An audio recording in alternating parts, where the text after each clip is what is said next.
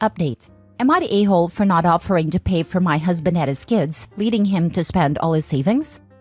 Original post. For a while now, my husband John has been getting more and more angry over little things, and generally moody and distant. I'd finally had enough and approached him about separation. This conversation led to a big blowout and him revealing the state of his finances. My husband and I have always kept our finances separate. Also, although we called each other husband and wife and had a wedding, we are not actually legally married. This was primarily for inheritance purposes, because we each have older children from previous relationships. Anyway, John revealed that he had basically no savings left. That all the money he had saved for retirement and for his kids' schooling was gone. Furthermore, he said it was all my fault since he used all the savings up to try and keep up with my lifestyle. There was never anything crazy in terms of bills or anything like that, and we always split it all equally. The house we live in I own outright as well, so there wasn't a mortgage payment. However, I have always liked to travel a lot on fairly extravagant vacations. I would invite John or John and his children to join on trips but never made them feel like they had to come. That said, he was expected to pay for himself and for his kids. And except for recently, he accepted every invitation. I would also give my kids things he considered extravagant but I considered normal, so he felt like he had to give similar things to his own kids. John said with all the spending to keep up, his savings dwindled very fast. I expressed that I couldn't understand how or why he would spend all he had when he knew he couldn't afford it. He said it was like keeping up with the Joneses, only worse, because it was at home so he couldn't block it out. John thinks since I knew his job, I should have had a basic understanding of his finances and realizes this wasn't a lifestyle he could maintain. That the kind thing would have been to offer to pay for the trips and other things, instead of dangle them in front of his and his kids' faces. Looking back, I probably could have realized that the spending didn't make sense for his salary, but I wasn't thinking about it. I don't think it was my responsibility to keep his finances in mind here. We had agreed from the beginning to keep our finances separate. So to me, that means paying for things separately. Edit. We do not live in a state with common law marriage. Now for the top comments before reading the update. Not the a-hole. John blew through his finances all on his own, and that's because his fragile ego couldn't deal with you having more money than him. Exactly. If he's capable of complaining about it now, one wonders why he couldn't say anything then. There's something so cringe about an adult unable to take responsibility for their own choices. Yep. Also the BS of trying to keep up with her. I would have said a long time ago that I was running out of money. Pride can be a foolish thing. Not the a-hole. You housed him and his children rent-free. If he wasn't comfortable with your lifestyle, he should have talked to you like adults, instead of trying to keep up and sinking himself financially. That being said, you never agreed to support him beyond free housing, and it's not fair to expect you to deny your children memorable experiences because he can't afford the same, as long as your kids aren't acting like a-holes and rubbing it in his kids' faces. I agree with this wholeheartedly. I'll add, however, that whether or not incomes are being combined, finances and expectations and goals, including traveling, should always be discussed heading into a serious relationship. Lesson learned, OP. Hopefully lesson learned for a partner. Not the a-hole. I think he was upset about not being the man and not making as much money than you, so he felt he had to spend the money to keep up his pride. At any time, he could have talked to you about you both spending less money on things, but he didn't. That is 100% his fault. Now for the update. After reading all the comments in my first post, I realized I needed more time to think about things. I also thought, with the situation how it was, it would be best that we spend holidays apart to avoid controversy. He wasn't a fan of the idea, but I eventually got him to agree to go. Last week, things settled down, so we met up to have a more detailed discussion about the state of his finances. A few more things were revealed. I found out that he had lost his job earlier this year and didn't tell me. He got a new job in October, but he went over 4 months without, while pretending he still had one. During that time, he only got a small amount of money from unemployment, so he started putting everything on his credit cards. His new job doesn't pay as much as his old one, so he hasn't been able to pay more than the minimum towards his debts, which are now substantial. I feel like if he had just brought up all these issues earlier, this could have been avoided, or we could have worked something out. Now I really just feel like I can't trust him. I can't trust him with money, and I can't trust him not to hide things from me. I just can't see going back and trying to make things work with him at this point. Since he doesn't have a place to take all their things, I've agreed to store their stuff in my garage until it gets more settled. Which means I won't be able to make as clean of a break as I would like right now, but for the most part it's over. I totally get how you're feeling. All I had to do was be honest with you. And well, yes, I get you're looking back and thinking, gosh, I guess I should have been able to figure out that if he made less, he probably really couldn't afford some of the trips. But as an adult, he literally could have just said that and told you to go ahead and have a good time. And then he would go on the next one with you. And then to not even tell you he lost his job and went for 4 months without one. All of this points to him having a pretty fragile ego. And that is not your problem, although they are at the end. He sure was trying to make it your problem. Suggestion I might if he can't afford it. I would literally pay for a storage unit for 6 months and have them move all of their stuff there. Prepay it for him and let him know that you have 6 months. That is more than enough time for him to find a place and get settled. And if he needs to go through things and get rid of some things so that they will all fit into his new place, it gives him time to do that as well. That way you are still helping, but it doesn't involve continued contact of any kind because you're storing their stuff. It is a one and done sort of thing. Storage unit is the way to go. Do you really want him coming by every other day because he needs something? From your description, it sounds like he may start trying to guilt you into assuming some responsibility for his poor choices. Make a clean cut.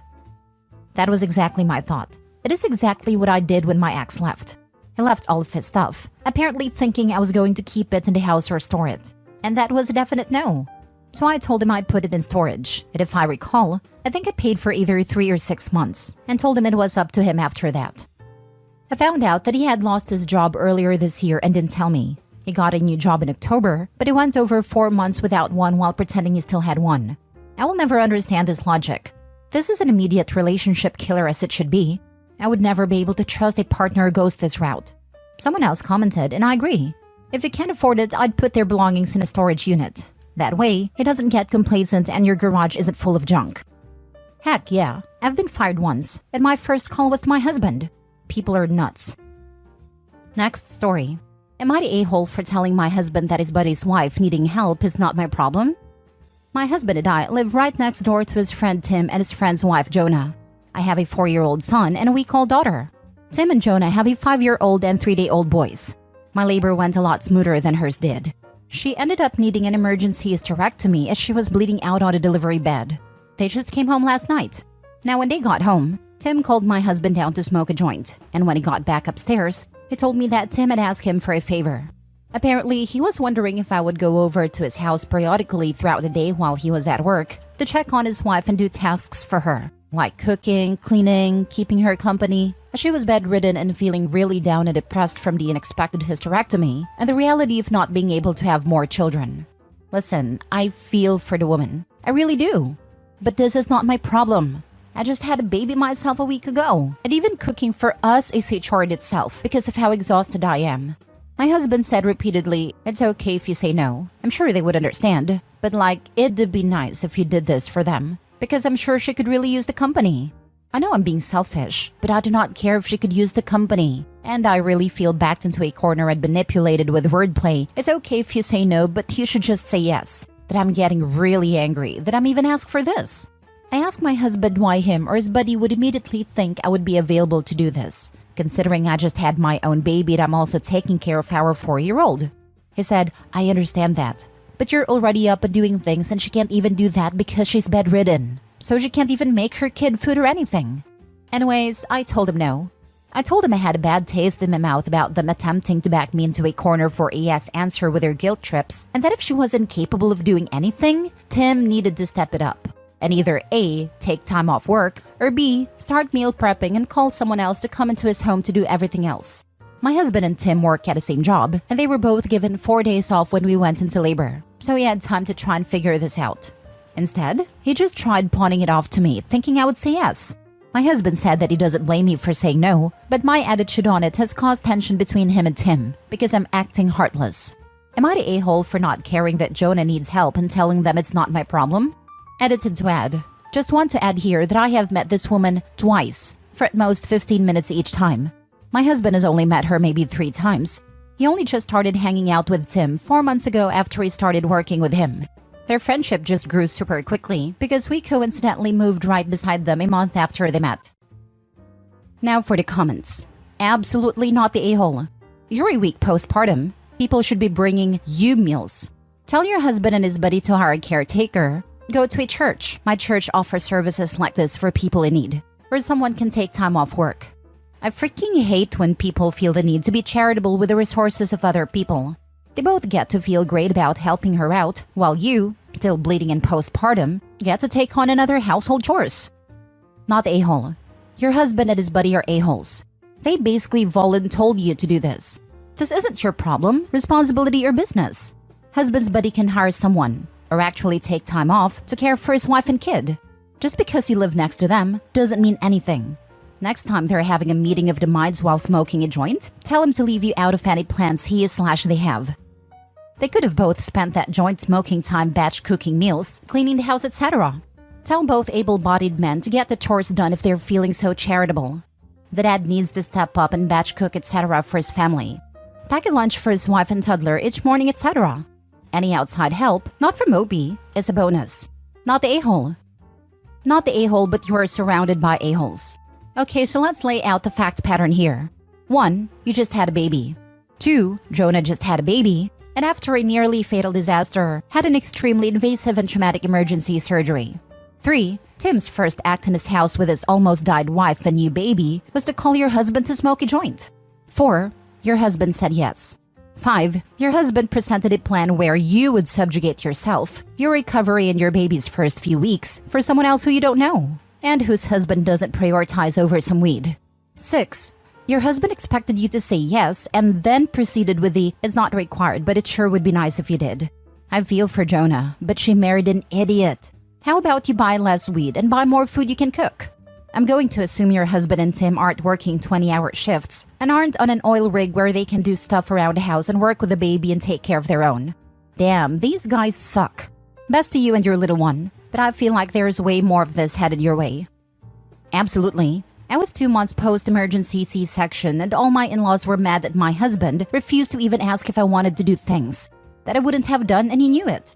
I only found out about it as I heard his tone of voice change and him saying because I'm her husband and I say no to his traditional family. Could I have gone if I wanted? Of course. And if I had wanted, that would have made me the instant golden person, but I wasn't risking it either. Point being that he took all the flack so I didn't have to worry about feeling pressured. Last story. Am I the a-hole for telling my wife that I also have a right to be sad? I need a lot of advice. Me and my wife have been together for 10 years, married for 7. We have a little girl who's 5. Wife 2 years ago lost our baby, is stillborn. Do I blame my wife for losing him? No, of course not. She couldn't control it. That was June of 2022. She sunk into a deep depression, and I tried my best to get her out of it while taking care of our then 3-year-old and trying to work as much overtime as possible as I told her to quit her job. In November, I got her into therapy and that seemed to work out great. She started opening up to me about how she felt, which was good, and I think it really helped her heal. Me, on the other hand, I hate to sound like a narcissist, but I never healed, and I never got to talk about how I felt. Because she said I shouldn't feel sad because I didn't lose the baby. So I just stopped talking to her about me altogether and just listened to her. So now 2 years later, I'm not a drunk, but I do drink a good bit all considering. My wife is still stay at home and is looking to get a job so I won't have to work 14 hours anymore. She also wants to try again for a new baby, and I told her no, that we are not going to try again at the moment. She asked why, and I said, "You are healed from the death of our baby, I am not." She got mad and said that I shouldn't be sad because I didn't carry him and have to push out a stillborn. I just kinda said okay and went to get a drink. She had thrown out my alcohol. I told her we all grieve in different ways, and I'm grieving by drinking, so she should not have thrown out my drink. She still couldn't understand why I was grieving, and I just told her I have a right to be sad as well. She still couldn't understand it. So I pointed out who was there for her, and she couldn't understand it. So I just left the house. So was I wrong for telling her that I have a right to be sad as well? I will try to answer questions and comments. Edit. To address the main question, which is why didn't I get help when she did? She was going to therapy every day, which adds up.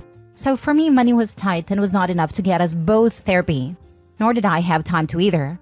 And well, you had money for alcohol, yeah, because that may only be $20 to $50, and a lot of it we already had in the house. We got it for gifts, and she used to host a lot. Not the a-hole. She should not tell you how you should feel. You lost a child as well, and are allowed to grieve too. But dealing with your grief by drinking alcohol will only make things worse. You should also seek therapy. She needs to talk to her therapist about her feelings, about you shouldn't be feeling sad. I'm sure they can change her views on that. I'm sorry for your loss. Just wanted to add that hospitals and OBs generally have info/recommendations for support groups and specialized grief counselors for both parents. OP should reach out to their hospital or his wife's OB and ask for a recommendation. One of my friends had a stillborn baby, and her husband went to a support group and found it a better fit for him than individual therapy. It also sounds like they could use some family counseling as well, since the wife seems to think that he has no right to his grief. Not the a-hole. That child was both of yours. And her point of view that her hardship was worse than yours, therefore yours doesn't matter, is extremely flawed. You are a family and should stick together. For example, my mom, brother, sister, and I all suffered domestic violence at the hands of my father. Now, the amount of abuse and the kind of abuse we experienced was different, but that doesn't mean that anyone's pain isn't valid. My mom doesn't tell me that I don't have a right to be sad when my father was way meaner to her, and I don't tell my little sister that she should be over it because my pain is more valid. We are a family, and we're all there for each other when things get tough. Update. I ran from my abusive ex and I think he found me. Original post. I, 27, female, ran from my abusive ex when I was 4 months pregnant. I got into a different state, legally changed my name, and I didn't name my child the name we had agreed on. He didn't know my social or my ID number, so the only way he had of tracking me down was my name. But that was gone, long gone. I had signed into DV safe haven shelters to get into my own place and find a job. I had built a great life for me and my child. I had planned running from him for a little over a year because it felt like my only way out. But he would always find me and drag me back. He made it out too. If I don't take my depression meds, I act out and tried to harm myself. The police ended up believing him and became of no help. They brushed off all 4 of my DV calls as simple disagreements. I had saved up just a little over $10K in a bank account my mom had set up to help me get away and come to her so he wouldn't find out about how much money I really had. My dad helped mostly by putting in a lot more than what I could. He would get suspicious and ask where all my money was going, and I would pass it off as bills. In my new town, I've made very few people aware of my situation. It's people that could help if something was to happen. These past 2 months, I've been being watched by someone unknown. He's always wearing a baseball cap and sunglasses, but I could swear on my life it's my ex. I ended up leaving work a few times due to having panic attacks from seeing the guy. He never interacts with me, only my coworkers. He waits until I'm out of earshot to speak to order, and he gives different names for his orders. My coworkers have thought it was strange because he comes in almost every other day for a week straight for the past 2 months using different names. After this, I went to the police station to speak to one of the people I made friends with and is aware of my situation. He said he would have patrol officers drive by my house and keep a lookout. I never seen him around my house or drive by it. Then I started getting letters in the mail that is, I believe, is from him. They're not signed, and the envelope only ever has my old name and new address on it. The letters consist of him saying I love you and miss you, but never goes into detail about who is writing them. I took them to the police station and officer I'm friends with, and he told me I need to find another place to stay for a while and file for a restraining order. I then made a fake social media account and messaged one of my old friends. They said they were glad to hear from me. They are glad I'm okay and that he's been trying to report us missing, which I had already knew. That he's still there working his old job, but he does go on week-long trips, and nobody knows where he's going on them. What's keeping us from becoming a missing persons case is my mom. Police had contacted her, and she told them everything. She showed them proof that I was in fact alive and doing well. She explained why I ran, but she said she wouldn't disclose my location. They ended up contacting me to confirm the story my mom gave them. The police finally, after all this time, believed me. They asked me if I wanted to come back to file charges or a restraining order. I told them no, that I want to stay where I'm at and to stay as far as I can from him. Yesterday I had missed my mailman, and he left a slip that I need to sign for a letter. I haven't ordered or requested anything to have to sign for. I'm not on any government benefits or having any court case going on. So I reactivated the fake Facebook and messaged my old friend again. She said she hasn't heard anything, but she'll ask. I keep it active, and she messaged me early this morning. She said that there is some talk that he knows where I'm at and he's thinking about going to court and take me for custody. I asked her if I would get it via mail and would have to sign for it. And she said she isn't sure, that I would have to ask the post office. I left the letter there all day yesterday at the post office instead of calling them and picking it up. I don't think I want to go pick it up. I don't want to face the possible truth that he has found me. I don't want to go back to that town, and I don't want to go back to my old life. I don't want to relive the nightmare I had finally escaped. I don't know what to do at this point.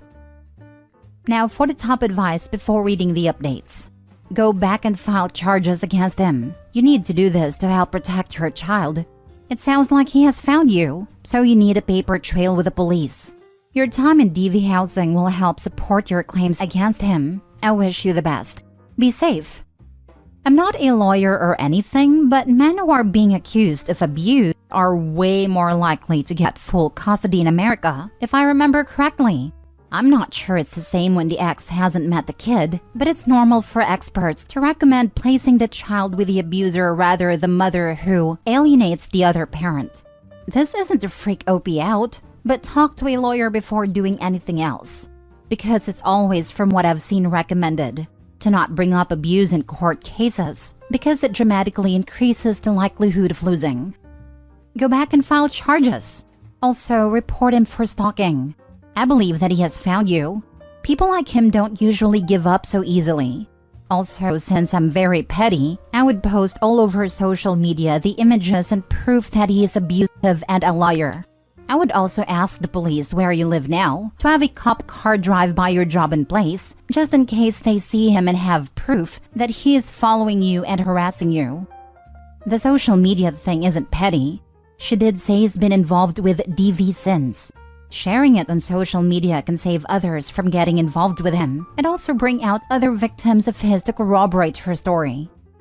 I'm in contact with a few people because I heard he's been with a few since I left, and I'm reaching out along with my lawyer. Now for the first update. I just want to say thank you first for all the kind words and advice you all have given me. After I made this post, I went to work.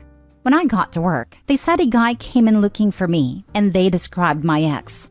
They kept telling him I don't work there, and if he comes back, they'll have him arrested, because apparently he threw a big fit when they said I don't work there. I was given permission to leave to seek legal help. I went to my friend's that's a cop, and got me in contact with a few lawyers. I had spoken to one, and is taking my case. He filed stalking, harassment, and DV charges against him. He has also filed a civil protection order. They issued a warrant, and cops are now combing the area to find him. They all have his picture and name, and they aren't going to stop until they have him in custody. I sat and cried because this has been my life for the past almost 5 years since I ran, that is trying to ruin. Where I live, they rule in favor of the mother when it comes to DV cases. Apparently, since I left, he was with someone that filed charges against him for DV too, and it got dropped. Thank you so much for all the kind words and advice. I appreciate it beyond words. Now for the second update. Here is the long-awaited update. He was caught that late night/early morning when he ran a stoplight heading back home. He was processed and sat in his cell, waiting to appear in front of the judge on his warrant for DV, which was that following Thursday. When he got arrested and processed, they served him the CPO. As he was being processed, he obviously made his phone call. He had called his dad and told him everything, but his dad told him he didn't raise a woman beater and that he wasn't bailing him out. They also seen he had another warrant that had been issued a few days prior back home. Apparently, the girl he was with left him while he was away and pressed DV charges against him as well. I'm not sure what they'll do with him now that he has charges in 2 different places, or how that will work. He had appeared in front of the judge on Thursday and said they were holding him on a $100K bail because they considered him dangerous and an extreme flight risk. He sat there until the following Tuesday, when he was released to the other police department that they had contacted to let them know. He is now currently up there waiting for his bond to be set. They said he's most likely not getting one from them, but will sit there. He was made to serve 30 days in jail on his warrant back home. Cops had said he probably won't be let loose pending both trials. due to the circumstances surrounding his case and him being extremely dangerous while being a flight risk. They are going to do their best to keep him in jail until his convictions in both cases. He has CPO issued against him in both. I asked them to keep my name redacted out of everything, just in case this leaks to the media. I have purchased a gun, bear spray, and other forms of protection. We have moved and still in contact with a cop that I was friends with. For the first time in a long time, I finally feel free and I can live without fear. Sorry for making you guys wait for an update. Last story. I, 37 female, inadvertently outed my soon-to-be ex-husband, 36 male, and our daughter, 14 female, won't speak to me anymore. We were together for 16 years. Nothing, and I mean nothing, prepared me for the fact that he was having unprotected sex with men for the last 7 years of our marriage. There were no red flags. He was always caring, attentive, a good listener, a generous lover. I thought I found my soulmate, as cliche as it sounds. Hardworking, responsible, encouraged me to finish my degree while he worked and daughter was in school. It's been 6 months of divorce proceedings, and I still feel like I'm trapped in someone else's nightmare. I found a secret phone when we were moving house. At first, I thought one of his friends must have forgotten theirs when they were helping us back up some things. But as I picked it up, I accidentally clicked the side button and the screen lit up with a picture of him and a man kissing. I tried his passcode and it worked. I'll spare you the long and many details. But yes, he is either gay or bisexual, and has had multiple long-term relationships with various men, as well as plenty of hookups. At least 20 to 30 different men with whom he had unprotected whilst having sex with me at home. I'm embarrassed to admit that I vomited after reading all that correspondence. I'm not homophobic. His family is very liberal, blue voting, with multiple people openly gay. My family is very accepting. We attended pride events with my younger siblings for Pete's sake. Why the hiding? Why the sneaking? I filed for divorce and it turned into a vindictive monster that fought me on everything. From the custody of our daughter to a set of fancy vintage porcelain figurines.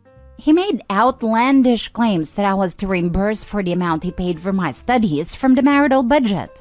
Me and my lawyer spent many days reading the crap he sent through his lawyer. Ultimately, due to inability to reach an agreement, we went in front of a judge. It went about as well as you'd think it did. He and his lawyer, one of the men he was cheating with apparently, spewed absolute absurd nonsense that I was a negligent parent, I didn't deserve a family. I'm a wronged, greedy trophy wife, whatever that is. Ultimately, me and my lawyer brought up the fact that he continuously put my health at risk by engaging in irresponsible behaviors. What was soon to be ex's response? Oh well, I was in prep for 3 years. Needless to say, it was a crap show. The judge sided with me. I guess all these times I wondered where my bacterial vaginosis and yeast infections come from. Finally paid off. Additionally, the judge ordered supervised visitation and for all communication to be through a special parenting app because soon-to-be ex had to be escorted out of the courtroom due to shouting and disruptive behavior, and judge thought he might turn violent eventually. Out of sheer luck, I think I do not have any STD. But I'm still scared. I feel disgusting and violated, and I'm going to have to get tested every month for the next 6, per advice of my OBGYN. And the cherry on top? I'm not sure how, but his escapades got out and into the extended family. Most of the gay folks on both sides essentially cut him off, with one of the older uncles showing up to his job to berate him. His own father apparently called to scream at him, and his mother's health is getting worse due to stress. My daughter is now angry at me that I outed him. She, in a very Gen Z teenage fashion, is giving me the cold shoulder because I could have ruined his life. She's in therapy already and that does not seem to be helping at all. If anything, she's now using pop psychology lingo she hears there to berate me instead. She seems to not understand that his behavior put me at high risk of contracting an incurable disease. Not to mention the cheating? That hurts. I remember being 7 or 8 years old and hearing my mom cry because of her art college friends were dying of AIDS. I remember the marches. I remember being 12 or 13 and my dad giving me and my siblings a speech about the importance of condoms and how they might literally prevent us from dying young. And yes, HIV isn't a death sentence nowadays, but we live in a city with one of the highest rates in the US. I'm so angry for our ruined life, for the fact that my soon-to-be ex is a damned coward, for the pain my daughter is going through.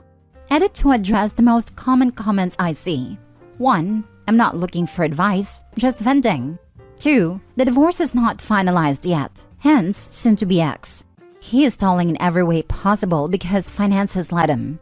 We were/are reasonably well off, and it was found out during the process he had a whole separate account for his amorous exploits. 3. My daughter's therapist is court mandated, and I cannot change anything about it until there is a verdict reached at least. Maybe longer. Family relationship conservation was/is the main goal of it all. And basically, the therapist wants daughter to maintain a positive relationship/outlook on soon-to-be ex despite everything. Holy crap, what a nap. Him saying how long he's been in prep is basically admitting how long he was cheating for. I hope you're okay. Well, she says in the beginning it's been at least 7 years of him doing the unprotected hookups with men, and he says he's been on prep for 3. So, he was semi-having safer at the end. Which likely means he had a scare at one point and started taking prep to protect himself, not Opie. Never cared about her well-being. Prep is relatively new, and not everybody knows about it. Especially somebody who is in the closet and likely hasn't had courage to discuss gay sexual health questions with his doctor. Ugh, I hate people. The audacity of him to act like a victim is making me upset. He's acting like you were the one cheating. You hit the nail on the head. His first reaction was, I am the way I am, and I can't help you. You can't shame me for my preferences. He didn't even deny it, just went straight to saying that he gave me a comfortable life and a daughter, and that he deserves to feel happy too. Which is fair, but it wasn't like he was sponsoring me whilst I did nothing. I built a small business from scratch. I put in many good words so he would have faster, better promotions at work. I hosted the damn barbecues and cocktail parties so he could impress his colleagues. Give her time. It hurts to find out your dad's a gross cheater, so she's probably just lashing out at anyone nearby. It'll take a lot of time even with therapy. Exactly that, and it makes sense she's lashing out on her mother, especially since that is often the case, that the child lashes out at the parent who doesn't deserve it from an outside perspective, but is actually the safer option to do it. It's his subconscious protective mechanism, because they know subconsciously or not that this parent will not withhold their love and affection from them even if they lash out. She just witnessed firsthand that her father's love for a person can vanish from one day to another. She has a lot of negative and complicated feelings to deal with, and likely doesn't really understand it herself. It needs to come out somehow.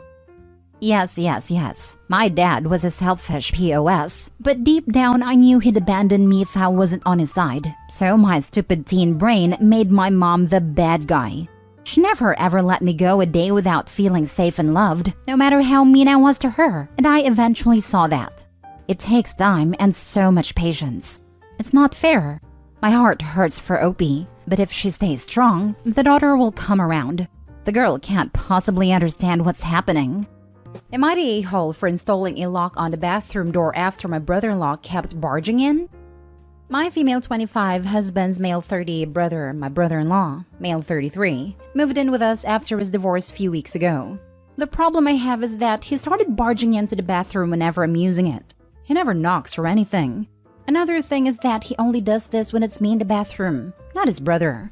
I told my husband about what I'd noticed, but he laughed it off and called me paranoid. It was embarrassing because his brother would see me exposed, and it's made me uncomfortable. My husband said he spoke to him and he apologized, but did it again. When my husband and I got married, we promised to not have locks or lock each other out of any room. So the bathroom didn't have a lock. I was really considering getting a lock. And I let my husband know that if his brother walks in on me in the bathroom one more time, then a lock will instantly be installed. He didn't say anything. Well, yesterday, brother-in-law walked in on me showering. He knew I would be in the shower but barged in anyway, claiming he needed to pee. I had enough. Went out and got a lock and installed it. My husband got home, saw it, and blew up on me saying I violated an agreement that I was part of. It went against his wishes being uncomfortable with locks in the house. He demanded I remove it and promised and guaranteed that his brother won't walk in on me again. But I refused. He's been angry about it since then and is giving the silent treatment. Info? I'm not close with my brother-in-law. My husband is. I don't even talk to him that much, and I barely even sat with him at any gathering before he moved in with us. Now for the top comments before reading the little update. When my husband and I got married, we promised to not have locks or lock each other out of any room. That seems a tad unhealthy. Even the best relationships need boundaries, and everyone deserves the option of privacy. Let me guess. Your husband suggested the no locks idea first, not stay home. Everyone deserves the option of privacy. That is why the HUD manufactured housing code requires a privacy lock in every toilet compartment/bathroom. Not stay home. The no locks thing was an agreement between you and your husband. When his brother moved in, it wasn't you and your husband anymore, and therefore the agreement comes to a hold. Tell your husband the lock can be removed as soon as his brother is moving out. No, keep the locks on after too. No locks even where you take a dump? That's not about trust, that's just control. I don't see the problem as long as both parties respect one another's privacy. The problem here is that the husband clearly doesn't value OP's privacy, so she should definitely revisit the whole agreement. The agreement was voided when your husband moved his brother into the house and refused to accept the fact that brother's behavior was problematic and intentional. Tell him either the lock is installed immediately or brother is evicted immediately. Not stay home, but I'm really concerned for your safety. That's not normal behavior from either of them. Violated an agreement? That's ridiculous. Your husband cares about controlling you. That's all. And your brother-in-law is obviously up to no good and he needs to go. It's not innocent and you're not being paranoid. You are being gaslit by the sound of it though. I don't normally advocate for divorce, but maybe you should consider it. Your husband should be making you his #1 priority, period. Which means your comfort and safety in your own home. You told him that you were going to put that lock in if your brother-in-law decided on being a peeping Tom again. So he yelled at the wrong damn person. He should be yelling at his brother and kicking his a-hole self out of y'all's house. I literally can't imagine my significant other saying, "This person keeps barging in and has seen me naked a few times," and me reacting like, "Nah, don't worry about it." What the actual heck? How is it not painfully apparent this is on purpose? OP's husband is a tool. Update. So before I provide an update on this situation, it's worth noting that my brother-in-law used to do this with the bedroom too, but at least I'm not always exposed in the bedroom. So, my husband came home and I told him the lock will not be removed till his brother leaves, and his reaction was to try and remove the lock himself and tell me to quit acting childishly. What I did was not shout or scream, but pack a bag and go to my mom's house for the next few days or so till this gets resolved somehow. On my way out, I saw my brother-in-law in the driveway smoking. He knew what the argument between me and my husband was about, but instead of stepping up to fix it, he offered to take me to my mom's house saying that my husband could use some space from me. This made me cry the whole Uber ride to my mom's house. The reason I feel offended is because brother-in-law tend to be hurtful when he talks about others. I did all I could to win his approval, but he thinks less of me and thinks I'm childish just like my husband says. Next story. Am I the a-hole for extorting my fiancé for his social security number? I just started a new job and became eligible for benefits. One of the benefits is a free $25,000 life insurance policy. I decided to sign up because it's free, so why not? I put the primary beneficiary as my dad, and the second is my fiancé. If it pays out, it would pay out 50-50. They needed the beneficiary's info, name, date of birth, contact information, and it asked for social security number too. I called my dad, told him what I was doing, he gave me the info, and that was that. Then I called my fiancé to ask him, and he immediately got defensive. Why do you need that? What is this for? Valid question, but I had told him at the beginning it was so he could be a beneficiary to my life insurance policy. This isn't some scam website, it's through our HR health benefits. He refused to give it to me and was getting angrier. It more upset the more I pushed for it, until finally I gave up and just didn't add him because it wouldn't let me add him because the SSN was a required field. When we got home, I asked him what the big deal was. and he basically said that information is his information. It is not giving it to me. I pointed out to him that since we're getting married, I will at some point likely need a social. I pointed out that he wanted to be added to my insurance after we got married as his job doesn't offer any, and that I would definitely need his SSN for that, bank accounts, mortgages, credit cards. I'm not posting it on the internet. It's just so he can get money in the event I die. Anyway, long story short, we argued. He's adamant his information is his information, and he doesn't want to be in the system. I reminded him he was in the military for Pete's sake. He is already in the system.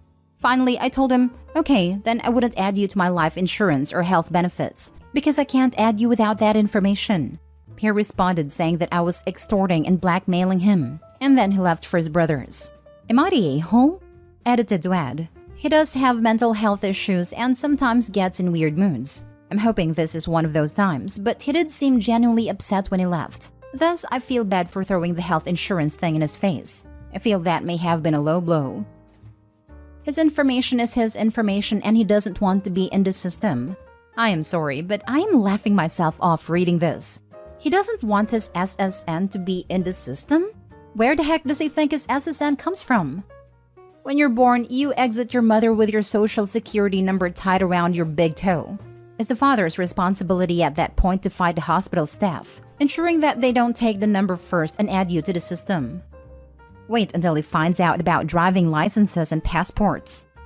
Not the a-hole, but I'd hold off on setting a wedding date. This is really odd behavior and makes me suspicious of exactly why he doesn't want to share this. I mean, you're basically giving him money if something happens to you. When you go on his insurance or he goes on yours, you'll need his SSN. When you file taxes as married filing jointly, the SSN is on the front page of your 1040. He can't run away from this forever. Is it possible that he is not here legally? Is it possible he's using someone else's SSN? Is it possible he has some record that he hasn't told you about? It may all be innocent, but his reaction, leaving to go to his brothers, is way out of line with how you'd expect a fiancé to react to something like this. He's definitely a citizen. He was in the military for a short time and his parents are both citizens. I've known him from a distance since high school, so no hidden marriages or criminal record that I've heard of. He has mental health issues and gets a little off sometimes, but he seemed fine when I left for work, and I wasn't getting any flags that he was having an episode or about to have one. It's not a good idea to marry someone who isn't in full control of their mental health. It's not a good idea to marry someone who attacks when you try to communicate. It's not a good idea to marry someone who leaves you guessing their mind. Next story. Am I the a-hole for kicking my wife out of the house? Title sounds extreme, but allow me to explain. I, 32 male, have been married to my wife, 27 female, for 2 years, and we dated for 5 years prior. The first 2 years of our relationship were riddled with turmoil due to us being interracial. Due to her family's culture, we spent the first 2 years long distance, as we couldn't be seen in public as it would be a disgrace to her family due to the color of my skin. I'm still currently in therapy for this. Things eventually got better and we ended up married. Prior to getting married, my wife assured me she would get a full-time job to increase our financial stability.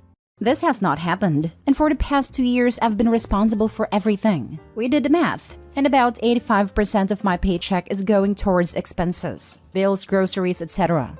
My wife works part-time twice a week, and when she's not working, she is spending time chilling with friends or hanging out with her family. Due to this, she has been using her credit card more, which is now an added expense I've had to cover. Because I get home from work at 6 to 6:30 p.m. for the past 4 months, I've been asking my wife if we could spend time together on the weekends.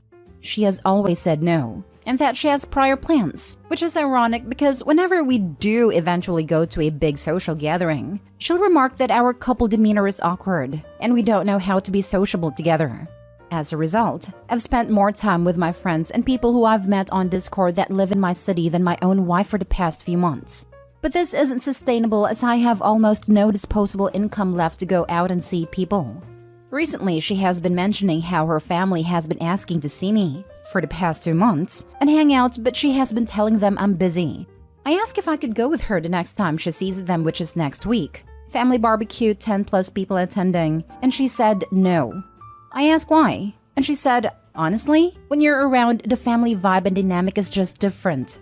I want to be able to actually just hang with my family. But with you there, my parents/siblings act differently, which given the cultural differences is bound to happen, and she should have known this. Her response triggered my emotions as it felt like a callback to the first couple years of our relationship, where I was seen as lesser due to my skin color and made me think this is also why she doesn't want me to hang out with her friends either. I told her I think she should pack some items and stay with her parents for a few days. She said I was being extreme, and that it's going to take baby steps for everyone to get comfortable and that I can attend the next meetup instead. Am I the a-hole? I feel like I could be an a-hole as kicking someone out abruptly is extreme and kind of a 0 to 100 moment. But I feel like I've been mistreated for so long that it's justified. Edit. I haven't been able to respond to everything, but I wanted to thank everyone for their comments. I will be continuing therapy and suggesting marriage counseling as an attempt to see whether things can be resolved through that route. I will also be speaking with a lawyer to understand the financial implications/obligations of a potential divorce. Info. As some have asked, my wife is Sri Lankan and I'm Black from Central Africa. We met in the second year of university. Now for the comments. Not the whole. You were just asking for common courtesy from your partner and you haven't gotten any. They are treating you like a bank, not a partner. I don't say something like this lightly, but I think you need to start looking into divorce. It is doubtful that your situation is going to get any better. You deserve an actual partner. This is quite honestly how it has felt. As though I'm just living life to work and pay bills and have no enjoyment. Especially worse given that we live in a very high cost of living city. So if you're funding her lifestyle, what does she contribute to the marriage? Sounds like nothing but stress and more things to spend money on. Not the whole. Your wife's family will probably never accept you, and instead of choosing your side, she pacifies them by not bringing around her husband and defends their horrible behavior? Silence speaks volumes. Not the whole. Based on this post, you should break up. And it was a huge mistake to get together. Obviously, it could be more complicated than that, but she sounds really appalling. What's the upside to staying with her? When we were actually spending time together, it was great, but the time is now few and far between. My therapist has also mentioned to me in the past that I might feel committed and stuck due to the time I've invested. Look up sunk cost fallacy. It's a common human brain thing. Thinking, I've already put so much into it, I can't just drop it. You'll never get that invested time back, but you can stop investing it if she's not meeting you halfway. And technically, you didn't waste it if you get divorced. These years and this relationship still taught you things about yourself and life. Last story. Am I the a-hole for taking money from the dress budget we had to pay for the iPad my fiancé's kid broke? My fiancé and I are getting married in 3 months. We both have a kid from a previous relationship. My daughter Spencer, 15 female, and her daughter Emma, 8 female. The kids get along just fine. Not really close because of their ages, but they're friendly and good. My ex and I bought Spencer an iPad last year and she uses it more than she uses her laptop. She draws in it both as a hobby and for school. She has some kind of diary and several other things I don't know because I'm not an Apple person. She takes her iPad everywhere to the point my ex has bought her several cases and things to personalize it. Emma likes it because it looks cute, but both my fiancé and I have told her that she's not allowed to use it and that we will buy one for her soon. My fiancé said after the wedding since we're on a budget now, and I agreed because she's the one calling the shots on Emma. Well, Emma likes to sit by the stairs and watch videos in my or my fiancé's phone, but 5 days ago she took Spencer's iPad and sat there. She got scared when she heard my fiancé calling her and dropped it. It broke the screen completely and my daughter was so sad. I took it to see if it could be fixed, but the guy said that it'll be cheaper to just buy another one. My fiancé said that we could get it when we get Emma's. But that wasn't fair since my daughter shouldn't have to wait that long for a mistake Emma made. Then my fiancé said all of her money is currently going to her maid of honor, bridesmaids and mom's dresses, and I said I'll take the money from there and buy Spence a new one.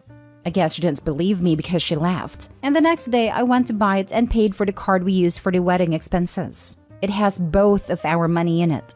Both my fiancé and I receive notifications when we use it. And when I got home after I dropped my daughter at my ex's, she came at me, calling me an a-hole, and saying that she'll now have to get cheaper dresses. She's calling me an a-hole because I stole from her. I didn't, because as I said, it has both of our money, and it's a shared account, and says Spence could have waited a bit.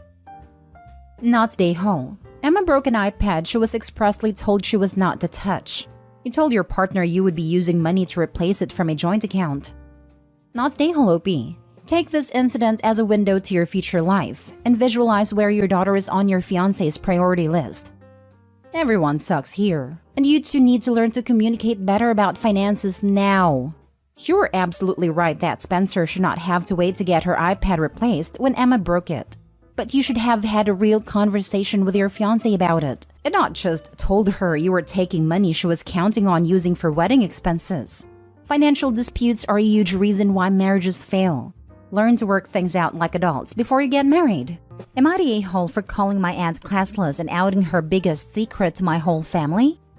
Original post. I, 25 female, have always been really close to my cousin Dave, 22 male. He had a harder time growing up because his parents had some financial difficulties. He never went to bed hungry, but they didn't have much money for luxuries.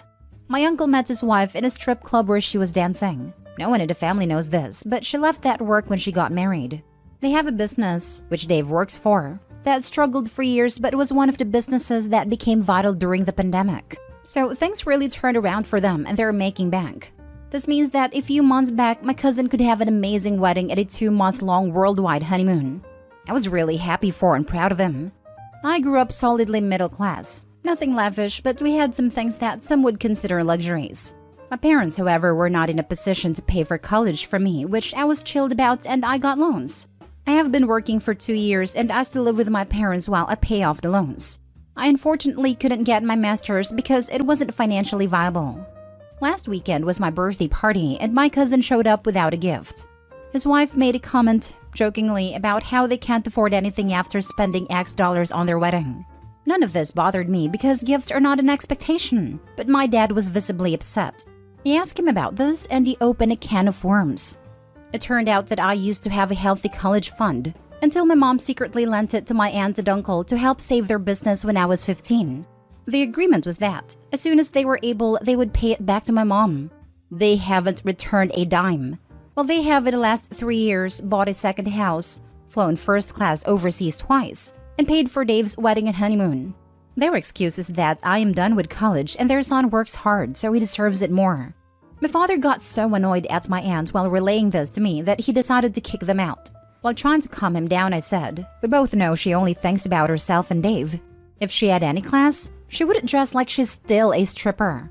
I was so preoccupied I didn't realize that my entire family had quietly walked up with the candles lit ready to sing to me, and they heard everything. My aunt left and has since sent my mom a message that we will never be seeing that money as it is now compensation for her pain and suffering. I didn't mean to out her and be so rude. I was dealing with a lot of emotions and shock over this. I still am. My family doesn't know why we were so angry, so they just think I'm an idiot, and I don't want to tell them the whole story. But I'm not sure if it's excusable either way. So am I the a-hole? Now for the top comments before reading the update. Not the a-hole. You acted from emotions. And to be honest, your aunt is an a-hole. Do whatever you can to get that money back. Use the text your aunt sent to sue. People like that are horrid. You could still get a master's if you want to. They stole from you. I low-key think your mom is too, since she lent the money in secret initially and is probably a big reason your dad hasn't pushed for payback. Not stay whole and tell the family the whole story so they can understand. And sue. If your dad has any evidence of the loan and her agreement to repay it, I would 1. Pay a lawyer for a 1-hour consultation regarding the likelihood of suing her. The good news is that she has money and assets. 2. Armed with information from the lawyer, your parents should approach your aunt and propose a repayment plan. Emphasize that the loan was an agreement and that they aren't willing to write off such a substantial sum.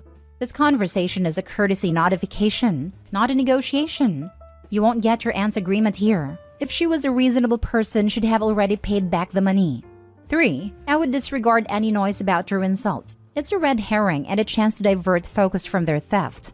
4. Once you assemble evidence of a broken agreement, pick one reasonable, credible member of the extended family and share the situation with them. Ask for their guidance around persuading your aunt to return the stolen money without resorting to a lawsuit. There's a small chance they can help, and a nearly certain chance that they'll take care of the family rumor mill. Not the a-hole. The message sent to mom saying they're not repaying is evidence of the agreement. Back it up now, and in more than one spot. It's not just an evidence of the agreement. It resets the statute of limitations because it's an acknowledgement of the debt. It is potentially vital evidence necessary for you to prevail in court. Now for the edit/update. The money was in a savings account that was going to be used for my college costs. It was in my mom's name and so legally hers. She told my dad when I was applying for colleges, so he's known for some time. I don't know if it affected their relationship and don't plan on asking. Her and my father have done little to get the money back because she's not coping well with stress due to being sick. My aunt was upset because I outed a 25-year-long lie, more so than people knowing her previous work. I have apologized to her for what I said via text and have left it at that. I have yet to hear back from her. I have also confronted my prejudice against sex workers privately. I won't deny I have judged her because of it. It's not something I'm proud of. This blew up at a bad time because my dad had overheard that my aunt is so proud of my cousin for moving out and living on his own at 22. He just boiled over in my behalf. For the update, my cousin asked me to meet him alone this morning. It turned out he knew nothing about it at all. His mom has been keeping it quiet. He took this week to consult with a lawyer to figure out how much they owe. He has also recently uncovered two things. Firstly, the business has been evading tax, so he is very glad we didn't take legal action. He has started the process to come clean and pay that back. Secondly, she also borrowed money from my grandparents, a decent amount, which she never paid back. They have since passed on, so the lawyer said that amount will form part of the estate and will be owing between the three siblings. My cousin offered to sell his house to pay in full immediately if need be, but as an alternative, he and his lawyer have created a payment plan that would pay for my masters immediately. They will take over my loan repayments immediately. Once it is paid, they will continue paying my mom back monthly until the total is settled. We will obviously be going with a plan where he doesn't lose his home. Despite my cousin and his lawyer seeming fair, they have both advised me to find my own lawyer for my mom's interests, and they have offered to pay for that too. Because of the age of the loan and lack of effort to collect on my mom's side, they could legally contest it, or some of it, but my cousin won't be doing that.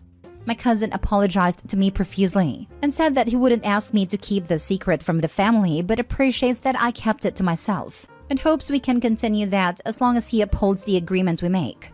My cousin is an amazing human, and we will work with him to try to make the impact of his mother's actions on his life be as little as possible while remaining fair. And the best part of all of this was that he planned on giving me my gift after my party when we were alone because he didn't want to steal my thunder. It was a gift card, and inside the envelope was a sonogram. I am going to be a godmother soon, and I can't wait. Looks like the apple fell far, far from this tree. Cousin has morals and ethics his parents didn't teach him. That takes integrity. Tree was on a hill, and the apple did well to roll away. That's a new one. My husband is nothing like his family, and I constantly tell him he slingshotted himself off the tree. Lol. God, I feel sorry for that cousin. What a freaking bomb to have dropped on your head out of nowhere. Kudos to him to make things right, but still, that sucks. Never ever lend to family or friends with the expectation of payback no matter what they say. If you can't let go of the money in favor of the relationship, don't let go of the money at all. Now for the last story. Am I the a-hole for refusing to speak to my sister because she wouldn't let my daughter be a flower girl at her wedding? She originally was a flower girl. And causing multiple family members to boycott too? Plus updates. Original post. So I, 28 female, have a sister, 26 female, who got married last month. I'm gonna be blunt. My sister has always been one of those people that has to have everything perfect to the point that sometimes it was hard to be around her. But she was my little sister. And I have no other siblings, so I always made excuses when she'd hurt me when I was doing things right in her eyes. So I was kinda nervous when she asked me and my daughter of 4 to be bridesmaids in February because I knew she was gonna be a massive bridezilla.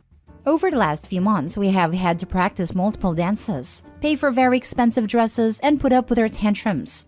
I told her from the start if she was anyway nasty to my child, I wouldn't stand for it. She assured me that she'd never be nasty towards her favorite person in the whole world. Well, her now husband's little cousin Aid started coming to dance practice with her mom, and my sister started to ask her to do little things, like show my daughter how to throw the petals. I honestly thought she'd make them both flower girls for a while, but when she started to make my daughter sit out and have the little girl do her poem, I knew what was gonna happen, but prayed I was wrong.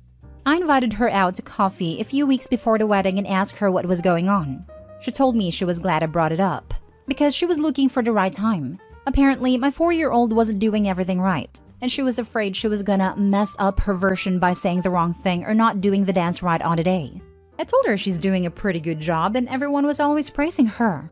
Sister giggled and said it is not their day now, is it? So it's not up to us what's good enough for her wedding. I asked her straight up, did she think her niece wasn't good enough to be in her wedding? And she replied with, not as something big as a flower girl, but to attend. I asked her how was I gonna break it to my daughter who's excited about being in the wedding, and she just told me to figure it out. I told her I'd give her a day to rethink her decision. If not, we wouldn't be attending nor speaking to her ever again. Then left. Well, 2 days went by, so I couldn't put it off any longer and broke the news to my child. Even though I tried my hardest and sugar-coated it as much as possible, the news still broke her heart. She cried herself to sleep. So did I and my husband. Well, after a week when I was a no-show for anything, my sister started to panic and started to get everyone to talk to me, even drop off gifts for my daughter. When I told them why, a good number of our family, including bridesmaids, dropped out. We ended up going for a few weeks away with no phones. When we came back, my sister had sent me multiple letters and emails apologizing, while her in-laws and husband have called me an a-hole for doing what I did. Now for the top comments before reading the updates. Not the a-hole. For the people saying OP is the a-hole, consider. OP was expected to bring the child to the celebration after being told she was no longer going to be the flower girl. Yay! She gets to watch another child do the thing she was so excited to do and not make a fuss. Get a babysitter? Great! Watch her parents get fancy and leave to go to a celebration she is no longer a part of. OP's choice to not go to the wedding was correct. Her immediate family is more important than her sister. OP did not tell other people to not go to the wedding. She told them what happened when they asked. Everyone made their own decision. I am sure this was not the only crappy thing the bride was doing. Also, she had to attend multiple classes for the dances, which is a ridiculous amount of time, only to be told she can't be in the wedding. That's even more upsetting to the child, as she may think that she did something wrong to get her kicked out. Also, this girl is 4. This is probably the most upsetting thing that has happened to her in her short life. Agreed. OP did the right thing for her daughter and I applaud the way it was handled. Your daughter may not fully understand right now, but when she gets older, she'll know you have her back. You're a great mama, OP. Not the a-hole at all. Not the a-hole. She can't expect a 4-year-old to try everything perfect. And you can't control what other family does after they hear about Bridezilla. And she's an idiot. Because everyone knows that mistakes by little ones is the cutest thing ever and makes the day. And we just figured out the problem. Sister Zilla is worried about having the attention off of herself for 5 minutes if people are watching an adorable child. Now for the updates. My brother-in-law saw this post and told my sister, who cried reading all of your comments. How do I know? Because they showed up at my job knowing I wouldn't want a scene.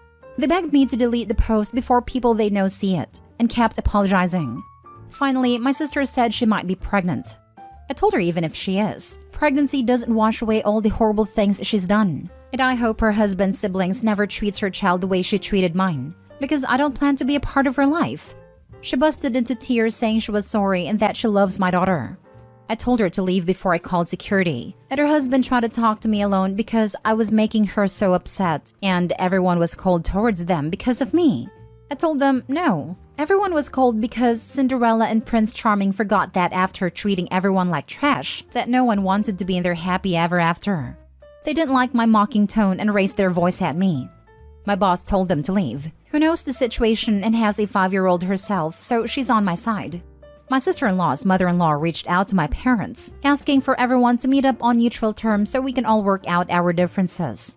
I'm gonna go to this dinner party because I want to hear their story and officially tell them to leave me alone. I will update you guys. Important edit. My sister's photographer saw this post and reached out to me on here. She knew my full name and she gave me her Instagram to confirm. This goes deeper than my daughter not dancing right.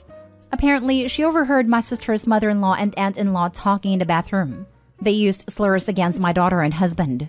They called me the black man's whore. The photographer said they were both drunk, but brother-in-law also made jokes around my sister earlier in the day, which she smiled at. She also thinks my family members heard it and is the reason they dropped out.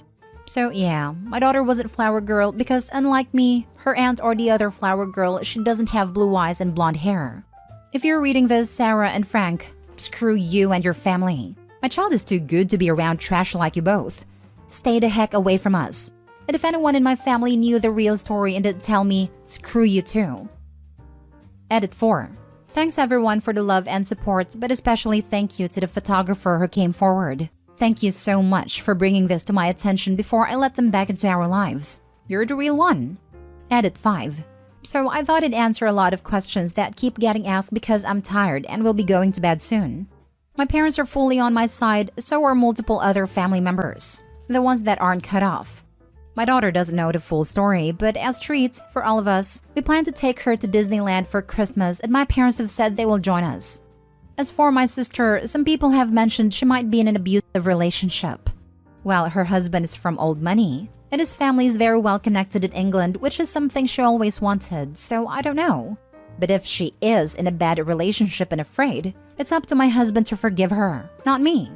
I found out 3 family members knew, including a bridesmaid that dropped out knew. I've seen a lot of people making fun of the fact me and my husband cried ourselves to sleep the night my daughter found out.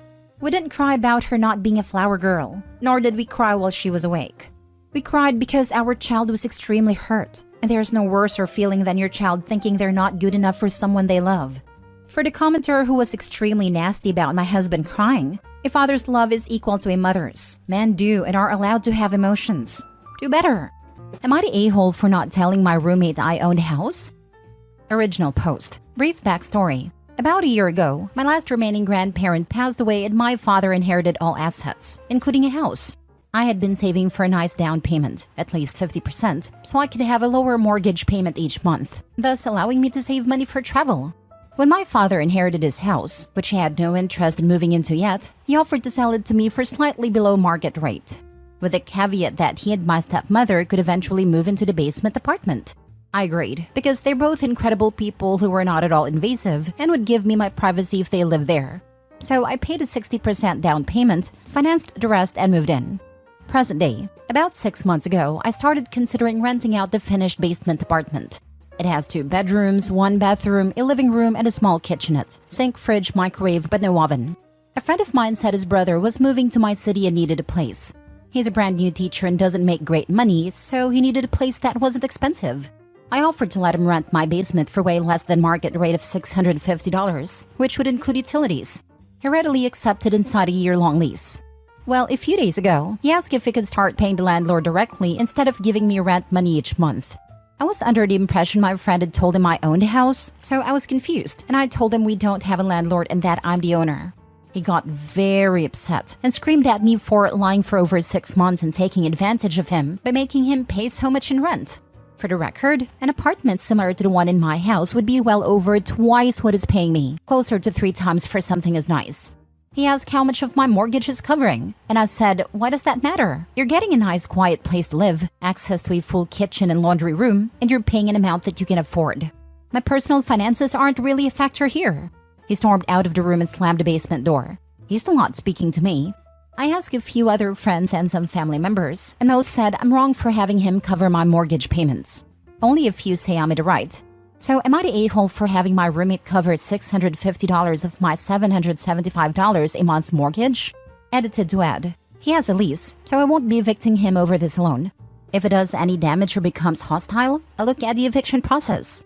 But for now, he will remain unless he chooses to break the lease, which I'd allow him to do if he wants. He also didn't bother to read the lease before signing. The lease clearly states I'm the homeowner. I didn't trick him or keep info from him. He simply didn't read what he was signing. I didn't get the house for almost free as some people choose to believe. My father has sold it to me for about 75% of its value. More or less as an advance on rent he and my stepmother will pay when they move in here in a few years. We all agree they won't pay monthly rent, but will contribute to utilities and groceries at that time. I also made a 60% down payment, so I have quite a bit invested, as well as paying about $1,500 a month out of pocket for taxes, insurance, maintenance, utilities, etc. Now for the top comments before reading the updates. I'm not understanding why dude's mad here. He thought he was paying some stranger's mortgage, and instead finds out he's paying yours, or at least a good chunk of it. How does that offend him? Dude's weird. Not a-hole, especially since it's not like you were hiding that information from him. Though one thing you mentioned did touch a nerve for me. I recently moved into my own house after renting my brother's basement for several years. I was paying about 75% of what rent in our area would have been, and while I technically had access to a full kitchen, in practice I never really had use of it. I had to get used to eating mostly microwavable or frozen meals, because with multiple grown people cooking and he and his wife having priority due to being the homeowners, and our differing schedules, as I worked second shift, so I was trying to eat my first meal of the day while they were making dinner. And they were in bed 5 to 6 hours before me, so I couldn't make noise in the shared spaces. I was really locked out of doing much, and ate like crap for those years. The full bath was a similar story. Just having access to something doesn't mean you have use of it in practice. So renting someone's basement isn't the same as having a full personal living space. I have no rules regarding when he uses the kitchen or laundry room. I work long hours, so I'm not home a lot of the day and evening. He gets in at about 4 p.m. and I'm not back until closer to 8 p.m. OMG, are they freaking serious? What do they think people do when they rent? They cover the landlord's mortgage payment. You are definitely not the a-hole, and quite honestly, do not renew the lease with this person. How entitled can one person be? I rented an Airbnb for a few months when I was new to the area. More precisely, I rented a bedroom. Yes, I had access to the kitchen, shared bathroom with whoever else were guests, shared laundry room, and pool, but still, bedroom. For more than you're charging for a finished basement apartment. It sounds like your renter is going to get sticker shock when he moves out. Tell everyone who thinks you're ripping the guy off to check the market rate for the area, then go kick rocks. Were you supposed to let him stay for free? Again, not the a-hole, but I think I'd start looking for smarter friends. I'm only friends with his brother, and he thinks he's an absolute moron for being mad over cheap rent. He came over here yesterday and basically told his brother what an idiot he is, which made me laugh since I could hear him from upstairs. Well, at least you have him on your side. Good grief. I can't imagine going through life so dense. Don't forget, the tenant is a teacher, shaping young minds. I fear for future generations impacted by this buffoon. Not the a-hole. The question is the mortgage. Is fair market rate for what he's getting. I get the shock he's feeling, but is not entitled to free housing just because you're friends.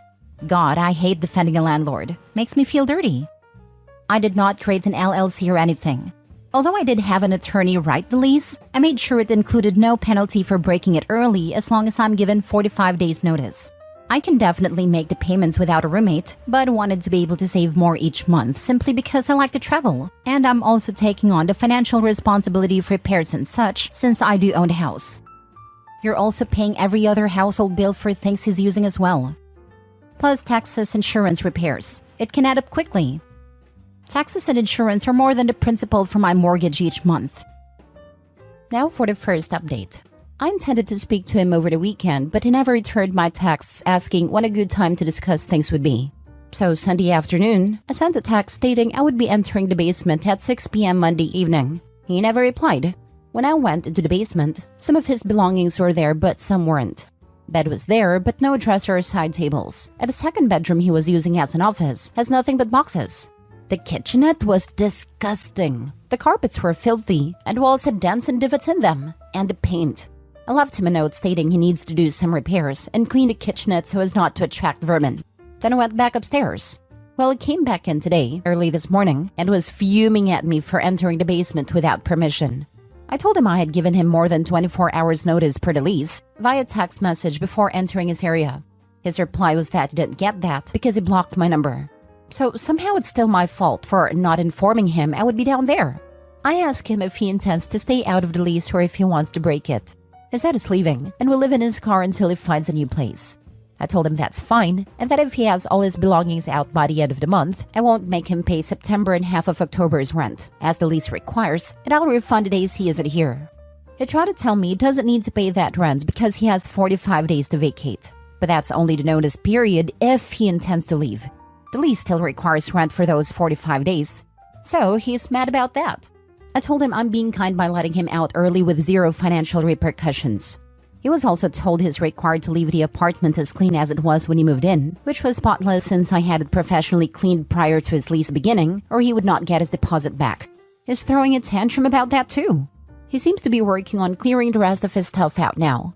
I told him when it's done, send me notice in writing, text or email, and I'll send him a refund for the days in August he isn't occupying the apartment. I have indoor ring cameras that I turned off when he moved in, but I've turned them back on until he's gone. I won't trust that he won't do more damage. Right now, I've locked myself in my office on the second story since he's really mad and was throwing things around in the basement and main kitchen.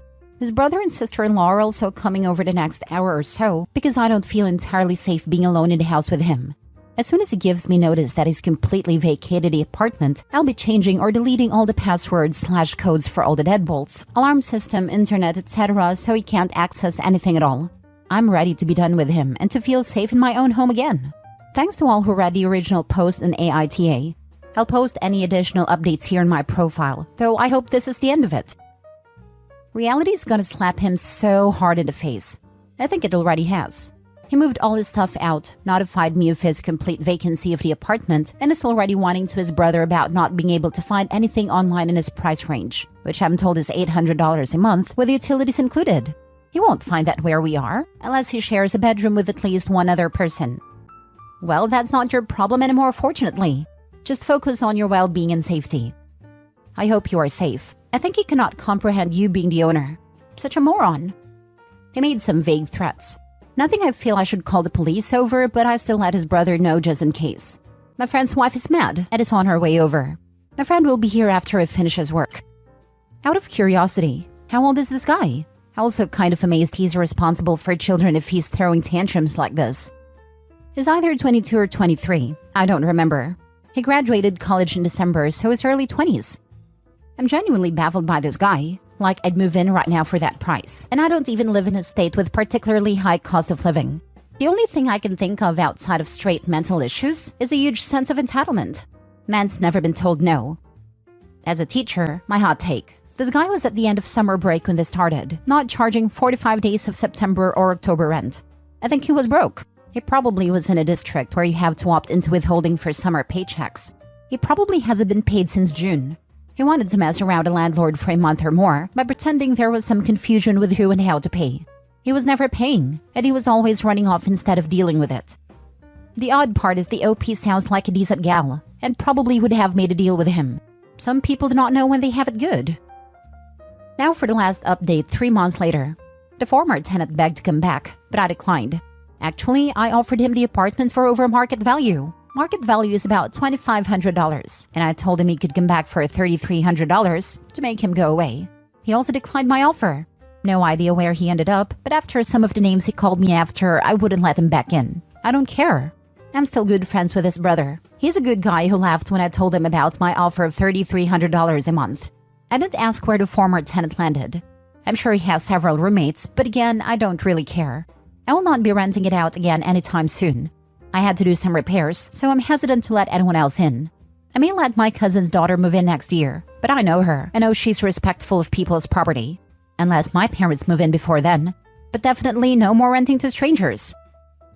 Last story. Am I the a-hole for not letting my stepdaughter and her family move into my house? When I married my wife, she had 2 kids. Jane was 12 and Ian 8. We had 2 of our own afterwards. Jane and Ian's dad, John, is, in my opinion, not a good guy.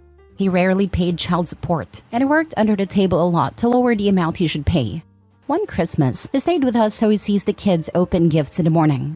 He had the audacity to switch a label on a gift I got Ian, so it came from him. I just swallowed a crappy behavior to not start a fight with the kids present. His kids love him though. He can do no wrong in their eyes.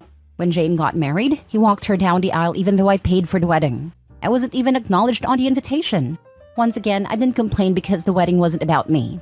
When Jane had her first child, I was told in no uncertain terms that I was not going to be her kid's grandfather. I was just her mom's husband. Ian and I are friends. He is always polite with me and we have bonded somewhat. After their mom died, he still came to see me and we often share a meal. He has brought his fiancée to meet me, and he hand-delivered my invitation to make sure I knew he wanted me there. Since her mom's passing, Jane has not contacted me. The funeral was the last time I saw her or her kids. I thought Ian's wedding would be the next time I would see her. However, the economy has kicked her family pretty hard and they lost their house. They need a place to stay. She called me about moving in with me. She wants me to move my kids into their old rooms so her family can have the basement suite in my house. I told her no. I wasn't going to uproot my kids from their area to accommodate her. I offered to let her have 2 rooms upstairs with me and she said she didn't want that. Only the basement suite would do. I said it wasn't going to happen and left it at that. Her father won't/can't help her out since he lives in a bachelor apartment. Ian lives in another city. Jane said that if her mother were alive, she would make me let her have the basement since it was her house too. So I reminded her that I owned a house before I married her mom and that it was 100% mine. Ian has reached out and I made sure he knew the whole story. He knows I offered her 2 rooms for free and said she was dumb not to take the help. I feel bad about this whole situation, but I'm not going to move my kids out of their space. They're teenagers now and I'm teaching them to take care of themselves. They're also still dealing with losing their mom. I'm not super excited about letting someone who dislikes me into our lives, but I'm still willing to help her. I feel like an a-hole, but I'm not changing my mind. Am I the a-hole? Now for the top comments. Not the a-hole. You were always her mother's husband, not her stepfather. Or even as the father of her half-siblings. It also sounds like she hasn't even been in touch with them. Yet she's now happy to upset all your lives. Exactly. She's lucky you offered her the 2 bedrooms, because personally speaking, I wouldn't let her in my house after all the disrespect she has shown me right up until now. But OP is a better person than me. The most she would get from me is a long-stay motel for 1 month, or a ride to the local housing office if I'm feeling charitable. She's a user, and have been taking advantage of OP for years. And if she did move in, I doubt she would ever leave. She's very entitled for someone who is facing homelessness. Not the a-hole. Don't let someone in your house that hates you. It would be a complete nightmare. Not the a-hole. And I wouldn't even have offered the 2 rooms. It's her life. She is an adult. She made her choices. Not the a-hole. She doesn't like you but expects you to house her and her kids. I wouldn't even give them the 2 rooms because you know she's going to try and guilt your children to get them out of the basement. And constantly be hostile. She wanted the basement so that she wouldn't have to interact with the family, but not the family that actually lives in the house. The stress of allowing her to move in would be unrelenting. Not the a-hole. Your stepdaughter painted herself in this corner, and she'll need to figure a way out. Personally, I think you need to rescind the offer of 2 rooms upstairs, as I don't trust her, her husband, and her kids to not bully and harass your bio kids into giving up their space for her and her family. And like most leeches, once they move into free housing, getting them back out will take a Vatican-authenticated miracle. In my humble opinion, that's why they're so adamant about having the basement apartment, because she already knows this is a long-term living situation. Update. Am I the a-hole for telling my husband I was going to divorce him for going to his sister's wedding? Original post. So this is happening in real time, and I don't know if my emotions are super high right now or I'm completely in the right. My sister-in-law is getting married and I've been helping her plan her wedding, from the DJ to the makeup artist to hair, etc. She asked me to be in the wedding party. I agreed to that. My husband agreed to have me read a prayer at the church even though I'm not very religious, and to sponsor the wedding, which I was never asked for. Comes to today on our first dress fitting. I'm there with my mother-in-law, my sisters-in-law, and her future in-laws. Everyone was looking at bridesmaid dresses, and so was I. I was then in that moment told I was not in the wedding party. I was not allowed to be in the wedding photos, and would have to drive myself to the wedding due to my husband being in the groom's party. I was told I was basically the wedding planner and would need to leave after the ceremony while the wedding party took photos, to make sure the reception was being set up correctly. I walked away and texted my husband. I was upset, but didn't want to ruin his sister's big moment. She picked her dress and they continued to look at bridesmaid dresses. I told my sister-in-law I was leaving and congratulated her on the dress. I made it outside and began to cry, called my husband, and explained the situation to him. This isn't the first time his family has done this to me in the 9 years we've been together. They disrespected me and my marriage so many times. I explained I no longer wanted to attend the wedding, and he said, okay, but I still am. I told him if he wanted to, that was fine, but it would be the last time he allows his family to make me feel this way. He just said I'm being ridiculous, and my family agrees with him. So am I the a-hole? Now for the top comments before reading the update. Nope, and follow through with it if he can't stick up for you. If you're petty, cancel everything you had a part in planning. Any money you spent, return any and everything. I said I was going to cancel the hair and makeup, that my husband told me that his sister is already in contact on her own. Kind of feels they used me for my resources. The fact that he knew that detail means he also knew what his sister was doing, and they'd planned for it. Obi should pay a process server to serve her husband with divorce papers at the wedding. Forget waiting for the reception. I love this recommendation, especially since it will take the attention away from the bride and put it on the husband. He gets partial blame, and she doesn't have to be there to take the heat. She just needs to make sure to turn her phone off, but don't block anyone. You may need evidence to hand to the lawyer during the divorce proceedings to get a better deal. It depends on your petty level. 1. You agree to be the planner. And what do wedding planners need? Payment. You are not investing time, money, and effort without any of the benefits that a hired wedding planner would. But your family. How could you do this? Well, I'm not family enough to be in any of the family pictures or to avoid being unceremoniously dumped out of the wedding party. So, 2. You don't attend and stick to your word. 3. You do number 1. Then use any payment received to pay for your divorce lawyer. It's not just disrespect from his family or yours. It's the disrespect from your husband. He thinks it's fine for his sister to have you run ragged for her wedding, but it's okay, because he will see you at the reception when you've finished being her lackey, while all the other invited guests are enjoying themselves? Nope. I'd use the wedding day to move out, after talking to a lawyer, of course, because that can lead to the house becoming his or something. I definitely get anything of value, papers, etc. out. Now for the update. I looked it up to give you the correct answer. Sponsors are the only people you legally need at your wedding. They act as witnesses to your marriage, and they're the ones who will sign your marriage certificate. Of course, aside from the legal aspect, they also act as godparents to you and your partner. Also, today was the wedding party pre-dinner to get to know one another. I was invited over a month ago with my husband, but I couldn't go today due to it being my mother's birthday. So my husband and I told his sister I could do the dress fitting, but not the dinner. So I'm confused as to why I needed to be at the dress fitting with all the bridesmaids and a wedding party dinner. She called all week to make sure I still be at the dress fitting. She was upset. But my mom has lung cancer and she's not doing well, so I wouldn't miss her birthday. My husband texted his sister and told her we weren't going to come. I'm not sure what she said back, but he was upset the whole dinner for my mom's birthday. The DJ is my brother's best friend, and the makeup artist is my stepsister. So I know I could tell them what's going on, and they cancel. Backstory. On Thanksgiving, my sister-in-law asked me and her 3 sisters to help her plan her wedding, so I wasn't the only person asked to help. I agreed then because I know the stress of planning a wedding alone. I picked out centerpieces and helped with things she didn't know about, something new, old, etc. Ever since, I've been helping her with vendors and even picking out her wedding song.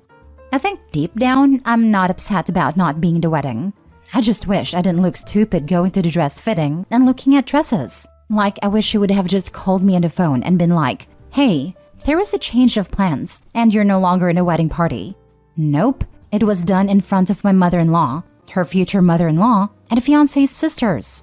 I think everyone saw I took it by surprise when I was told. The bride used her little sister to be the one that told me because I know she didn't want to look like the bad guy.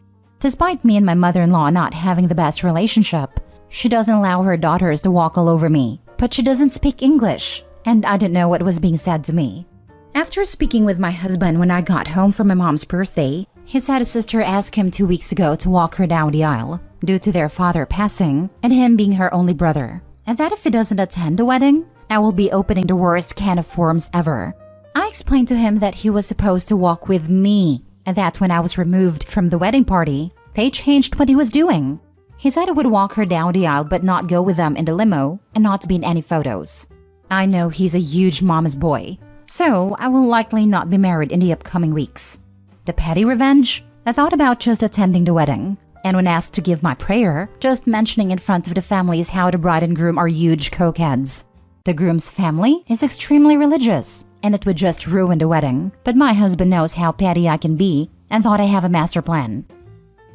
Cancel what you can. Get rid of your current husband. Find a real husband. In that order. None of this is okay, and it shouldn't matter if your husband is a mama's boy. I married an only child mama's boy who lived with his mom for years as an adult after his parents separated.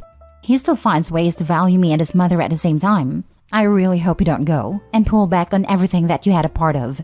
They can figure it out on their own. That one. Love is not a zero-sum game. More for a wife doesn't mean less for mom. The love expands and expresses itself differently. Yeah, I never understood people who acted like there is only so much love, and if you hand out so much, there'll be none left to give. As my mother always said, there's always love left in your heart to give, no matter how much you give out. Wow, I think I would start canceling everything I had arranged. Time to not be a doormat. I'm so sorry. I would absolutely cancel things I had arranged, and I wouldn't tell them either. I might mention it in the card I gave them. Oh, by the way, as you booted me out of the wedding, I figured you didn't need my help. So I canceled everything that I'd booked. I'm sure you'll be fine with this. Next story. Am I the a-hole for not inviting my dad's wife to the wedding? I, 24 female, got engaged last May to my fiancé, 24 male. I'm very excited about it. But when it came down to planning, I knew that my parents would be a tough situation.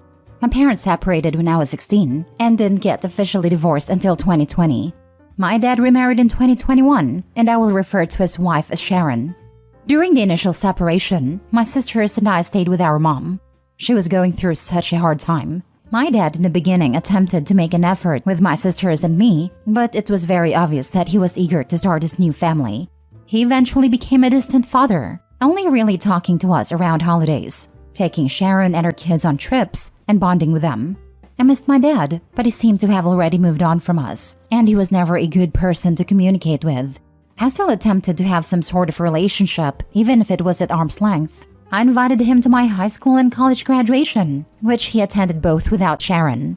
When Sharon and my dad got engaged, none of us were happy about it, but it was what he wanted. We went to the wedding. All three of us were very emotional about it, which family on my dad's side could tell, and tried to comfort us. I have never been mean to Sharon. I have always just sort of tolerated her. We never formed any kind of bond, and I only ever saw her if I was visiting my dad, which already was once in a while. The same applies for my sisters. So now being engaged, I've taken everything in. I decided I wanted my dad at my wedding, but just as my dad. He wouldn't get a +1 or anything of the sort. And to make things fair, I set the same rules for my mom. This past weekend I went to talk to him and Sharon. My fiancé was with me when I told him. I said that I meant no disrespect, but I had to also think of my mom, and that this would be easier. I also made it a point to tell him that my mom isn't allowed to bring anyone either. That if Sharon wanted to celebrate our wedding, we could always also do dinner another time. I thought letting them know in advance, since the wedding isn't until fall 2024, that he would hopefully take it well and still want to show up. I was emotional, and afterward he did hug me and told me that he would let me know their decision. I left feeling better, but things changed. On our way home, he called me.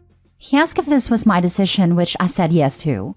Then he told me that we could do dinner another time, and that essentially his answer was no. I was upset, so I just said our goodbyes and that was that. Edit. Some ask why I don't want Sharon there, and I commented my explanation.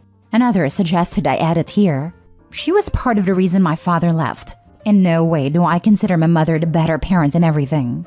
But she wanted to work and try. Sharon was my father's coworker. When he left, he immediately moved in with her. And if I'm honest, my sisters and I have never seen her as a stepmother, but more as our dad's girlfriend/wife. There's just no relationship there. I will admit, I never fully tried, but I was young when I was navigating everything, and I had no idea how to handle it. There was also no effort on her end. That has led to where I am today in my relationship with her and my father. Now for the comments. No a-holes here. You set boundaries, you respected them, but ultimately decided to not attend. You have every right to allow/disallow anyone you want to your wedding, but he has the right to decline your invite. It sounds like you both handled it well, and that he respects your decision. I mean, not attending your daughter's wedding after leaving your ex-wife or your now wife, and becoming a distant dad after the divorce, and you don't see him as an a-hole? Making this a boundary thing is wild. We're not here to make a verdict on that. We're adjudicating an obvious conflict. A-holes sometimes don't act like a-holes when given an opportunity. Sounds like the a-hole father did the right thing here. No a-holes. This is a tough one. I think ultimately no a-holes here. In your dad's defense, your mom and him have been separated for 8 years now. Both should be able to be cordial in a public setting. And let's be real, Sharon isn't going anywhere. She'll be around for holidays, birthdays, celebrations for children if that's something you choose. It's not completely realistic to establish a baseline where your dad's partner is not permitted at big family moments. However, it does sound like your relationship with your dad has been strained since the separation, and that you two have never found your way fully back together. Nor does it sound like you and Sharon found some shared ground, so it makes sense why you may not want her there. The fact that they have been separated for 8 years doesn't change the fact that the dad is demanding that she allowed a homewrecker that knowingly helped her dad destroy her family and caused real trauma to her mom attending her wedding, which is a complete a-hole move at 8 years, or even 40 years. Last story. Am I the a-hole for canceling everything I paid for Bridezilla? I, 22 female, have been friends with Ray, 21 female. Ray had been engaged since 2019, when she was 17. We were shocked when she told us, because she was so young back then, and settling down that young is not really common where I live. She just got married last April. As her friends, we were excited about the wedding. We already paid for dresses, as I am one of the bridesmaids, and held a bridal shower and bachelorette party in February, which I paid for most of it. They also asked me to donate the cake for the wedding, because it was out of their budget, which I complied, and everything is set. Until something unexpected happened. My grandma passed away a few weeks before the wedding. It was a devastating time for me because I'm very close with my grandma. When I called Ray to tell her that my grandma had passed, she just asked, "You're still attending my wedding, right?" Like this is the most important day of my life. I was stunned that that was the first thing Ray said after I told her the news. After that, she never texted or called. Ray called me again to ask if I was going to the wedding. And I said no because her wedding and my grandma's funeral are on the same day. And it will bring bad luck if my family attends the wedding after the funeral. One of the few superstitions that my family strictly follows. But we can be at the reception. A week before, she demanded we switch my grandma's funeral and her wedding as it's at the same church. But I told her that we couldn't do that because the church is the one who schedules the funeral. She just yelled at me, "But it's my wedding. How can you miss my wedding?" I looked at her confused, then slowly said, "It's my grandma's funeral." She stomped away like the child she is and looked for her fiancé. Later that night, she tagged me in her post/rant about how I ruined her wedding, that I'm not her real friend because I won't attend, that she wasted her effort on me, and that I'm not welcome to her wedding anymore, and that she shouldn't have paid for me. Pay for what? Mind you, I paid for almost half of it. I catered to the requests she made because she's my friend. I screenshotted her post before she could delete it, and I showed it to my parents and told them about what happened. They were livid because Ray didn't even show an ounce of sympathy and pressured me to choose. So, my parents told me to refund a deposit for the dresses, makeup, and gifts, and cancel the cake, which I did. She called me furious. "You witch! What have you done? You ruined my wedding. How could you cancel everything?" I told her that since it was her wedding, she should pay for it. My parents, some of my friends and relatives agreed to what I did, but Ray on her side, especially those who didn't pay for anything, keeps calling me an a-hole for doing what I did. After thinking about it, I kind of feel that I am the a-hole. But am I really? Not the a-hole.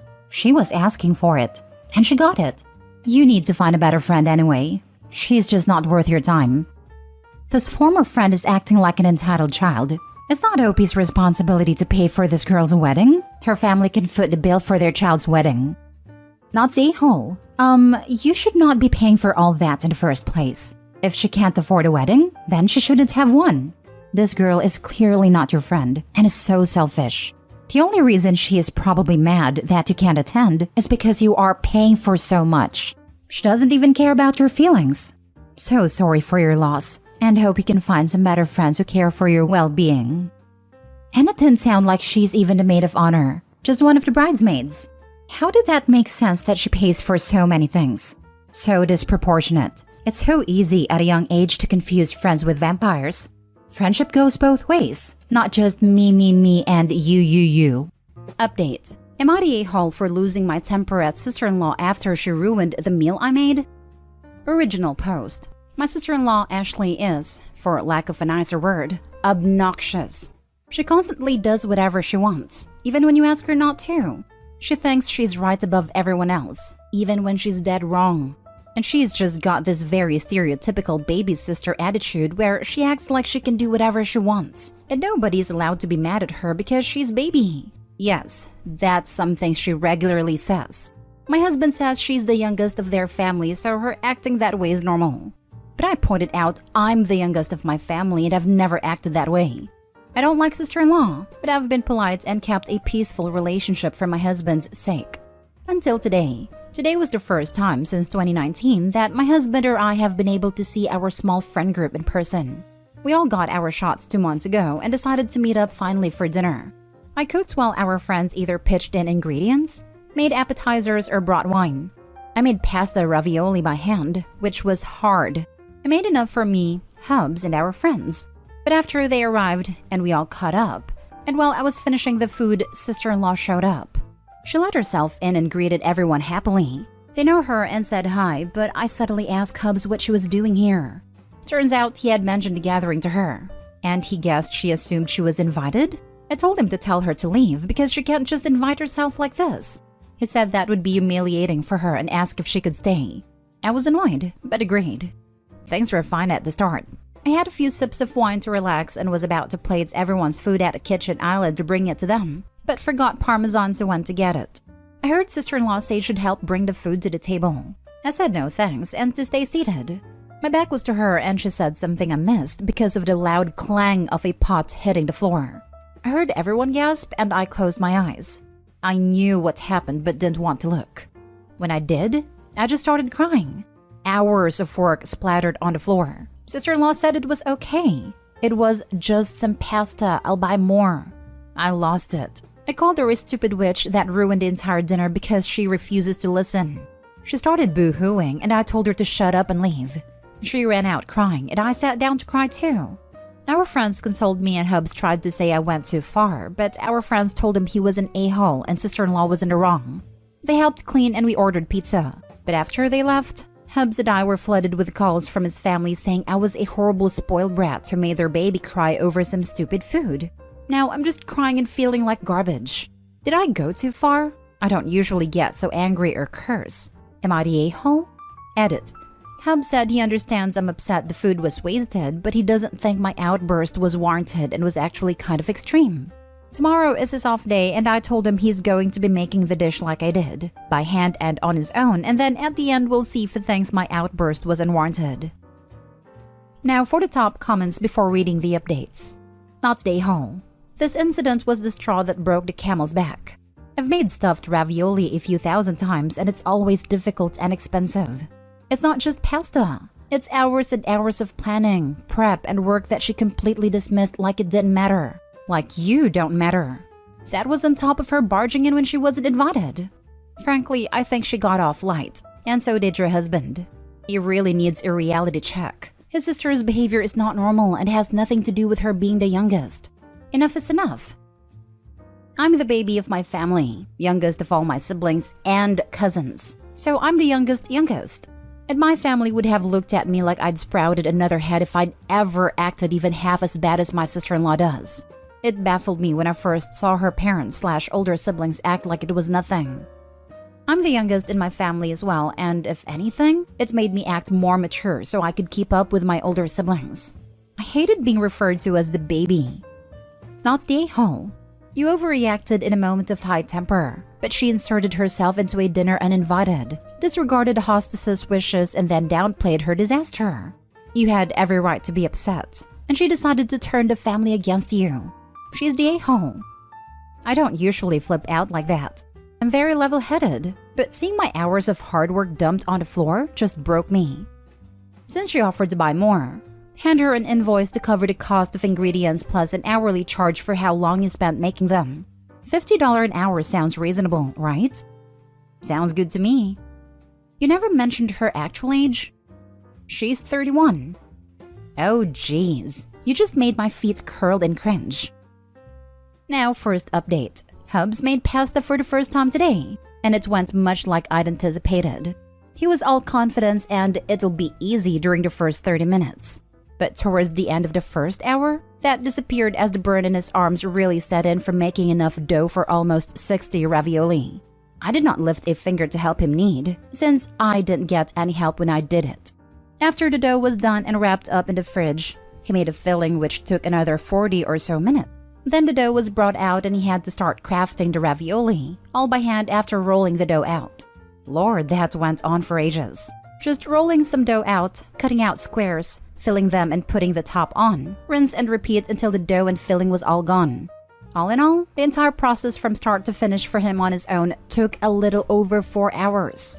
And that's with us not actually cooking any of the ravioli. Also, he didn't make any sauce or cook any shrimp for the ravioli to be served in/with. Also, he didn't prepare any salad to go with it. And when I told him this, that there was still more to do, he almost started crying.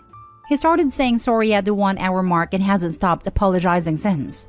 We had a long talk about his sister and the dinner she ruined, the other times she's pulled similar incidents, there's a lot, and how him and his family always let her get away with it.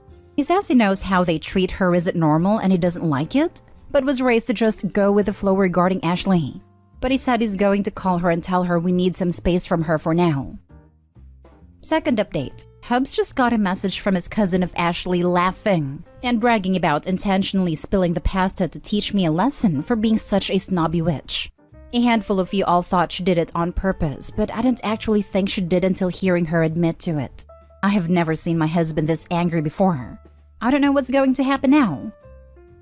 Now for the final update. Hi everyone. So much has happened since the pasta fiasco that I'd honestly completely forgotten about this account until this morning.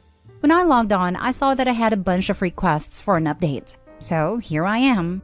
I was going to post this in an edit on my original post, but it ended up being way too long. Someone said I should just post it in the comments, but they're locked, so I decided to just make my own post and put a link to it in the original AITA post since. I'm not sure how to do an official update post on the AITA sub. Sorry. So for the update. Like I said, a lot happened since then. I'll try to remember all of it. But be warned, I'm just going to put down everything as I remember it and try and make it in order. But it's been like 4 months, so I may not do it perfectly. Here goes. So sister-in-law bragged to her and Hub's cousin Brenda that she ruined the dinner on purpose. Hubs went to confront his family. Sister-in-law denied everything till Hubs played a recording.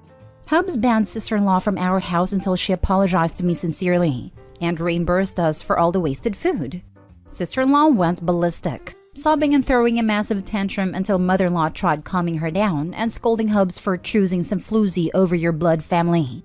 Hubs apparently flipped and called out his family on their weird babying of sister-in-law, saying they made her into a spoiled monster. This just started a huge screaming match between all of them, before Hubs said he wasn't speaking to them for the foreseeable future before storming out. That's when he called me and told me to block all of his family. And before I could hang up, I started getting tons of calls/texts from all of them just saying the most hateful stuff to me. All of my socials, from my personal Insta to my work email, were bombarded with hate until I managed to block all of them, but it took weeks for them to all stop. The only people in Hub's family who weren't harassing us were his paternal grandparents, his maternal grandmother, a few of his cousins on both sides, and his paternal aunts/uncles. Actually, I think all of the hate was from his maternal side, though not all of them. After blocking them, all things were peaceful. Until a few weeks later, our friend Kelly's car was vandalized really bad when she stayed at our house for the weekend. I'm talking the sides were keyed. All the tires were slashed, the windows were sprayed painted, and they even tore off the tag and shoved it down into the driver's side door where the window slides down. We checked the doorbell cam and it was sister-in-law and brother-in-law. Seems they mistook Kelly's car for mine since both Kelly and my car are black. I lent my car to my mom since hers needed new tires and I could use Hubs if needed. Needless to say, we called the cops and Kelly pressed charges on both of them. Thankfully, with the video evidence, she said she was able to make a no-fault claim against Ashley, who had insurance, and Kelly got her repairs paid for, though barely. Sister-in-law and brother-in-law getting arrested caused a huge rift in Hub's family, between those who don't think it was necessary that they be arrested, though most think they should have just paid for repairs out of pocket, and those who think they got what was coming to them. Also, the arrest cost brother-in-law his job at a university. Hub's cousin Brenda, who is keeping us in the loop, told us that anyways. We didn't look into it. Lastly, Brenda also informed us that during the whole family drama thing, it was revealed that Ashley is only their half-sister, according to the maternal grandmother anyways. Seems she verbally tore mother-in-law to pieces after mother-in-law insinuated sister-in-law hadn't done anything to deserve this treatment. Brenda said their grandmother said, "You felt bad that your husband didn't love her because he knew she was just your shameful affair baby. So you loved her more than your other kids in some twisted effort to make up for it. And you pulled your other kids into doing it too, and all you did was succeed in spoiling her rotten." Brenda told us more, but that part is what really stuck in my mind. Honestly, hearing all of that was unbelievable for me. I had no idea this level of drama was buried in my husband's family. Then again, neither did he. And all of this snowballed from a ruined ravioli dinner. Hubs and I have decided to distance ourselves from that part of his family for now. After handing Kelly a copy of the video of sister-in-law and brother-in-law tearing up her car, we more or less washed our hands of dealing with them all. And I've been way less stressed lately. Hubs too, that we've both noticed. So not a terrible end? Not sure who will see this update, but I'll be logging out of this account after a while since I think everything is mostly over. Thanks for reading, and extra thanks for everyone who sent me so many kind messages after my first post. It made me feel a lot better. Wow. Just wow. I figured there would be some drama from sister-in-law, but not her and her own husband nuking their lives like this. I'm sorry that you've had to deal with a soap opera level of drama. Holy moly! Thank you for the update, and I wish you and your husband all the best. Honestly, hearing all of that was unbelievable for me. I had no idea this level of drama was buried in my husband's family. The story went off the rails. I figured it was going to be some family timeout time, and they'd call it a day. Was not expecting a valley of hidden shame. My goodness. At least Ashley got her comeuppance in the end. I wonder if she knew she was an affair baby before this. Lots of drama and psycho behavior. Your poor husband. I can't imagine losing everyone you love because your half-sister is a complete basket case. But she's that way because her mother's shameful secret. Grandma was not playing. Total savage, and I love her for it. Thank God you had people who had your back. And amen for that doorbell camera footage. I can't believe she went that far because she was finally called out on her behavior. I wish you all the best and good luck with your future happiness. You rule. Now for the last story. Am I the a-hole for having my husband drive me back to shore when I wasn't allowed to fish? I-32 female rented a boat 2 weeks ago to go fishing. My husband suggested we celebrate his birthday at the same time, which is coming right up because he loves boating. I had no problem with it, but the whole rental was originally so I could fish. He invited our mutual friend Greg along, which was no big deal. But it soon turned into Greg driving everywhere and telling us to relax and have a few beers. He refused to sit on one spot for more than 10 to 15 minutes, so I wasn't able to fish at all. Every time I would have a line out for more than 5 minutes, he would ask if we were ready to move on to the next spot. At one point, even bringing us to a crowded sandbar beach where I obviously wasn't able to fish. Roughly 3 hours in, I asked if they could stop driving around so I could do some fishing, and he immediately stopped the boat. No questions asked. But it got really awkward after that. Greg making comments about how he wished he liked to fish, so he could understand the hype of sitting in one single spot while on a boat, because he can't stand it. Heavily sighing and pacing the boat, etc. I know for a fact he wasn't trying to be a prick. He truly just couldn't stand sitting in one spot so that I could fish. So my husband at this point was getting uncomfortable with how awkward Greg was unintentionally making things, and said, "Well, babe, are you about ready to move to the next spot?" At this point, I just asked them to bring me back to shore. Both of them started protesting and apologizing, saying it was fine and we could stay there longer. But at this point, I was so over the entire trip because I didn't get to fish more than 25 minutes at this point. They bring me back to shore, still apologizing, and Greg saying he was sorry for ruining my fishing trip. And I just said it was fine and walked off to my car without saying another word to them. Well, after my husband got home, he was really quiet. And when I asked why, he said that it was a bummer that I chose to leave instead of just enjoying the boat for what it was. He said he understands my frustrations, but he couldn't understand why I took it to a level of ruining my entire day and leaving him on a boat that was meant for us. Greg paid me half of the cost I spent to make up for it too. So now I'm wondering if I'm really in the wrong considering the whole point of me getting the boat was to go fishing. Am I the a-hole? Edited to add, both Greg and my husband knew I rented a boat to fish. My husband even brought his fishing pole but didn't end up using it. Now for the top comments. Not the a-hole. Inviting Greg defeated the entire purpose. Lesson learned, I hope. The boat wasn't for the us he mentioned because Greg was also there. I would understand if it were two couples, but a married couple plus husband's friend is just strange and awkward. Plus, he hijacked your fishing trip. He could have said, or asked, to just enjoy this weekend with him during his birthday and go fishing another time. Edit, he had his fishing pole with him, so he knows how fishing works. He just wanted to get drunk on a boat. It doesn't have to be awkward. My significant other and I have been together for 16 years. We've done camping trips, mini vacays, or day trips with one extra person many times. It's only awkward if you make it awkward, but make a point to be welcoming and chill. That being said, Greg took over the trip, which is rude since he was invited along and didn't take part in planning.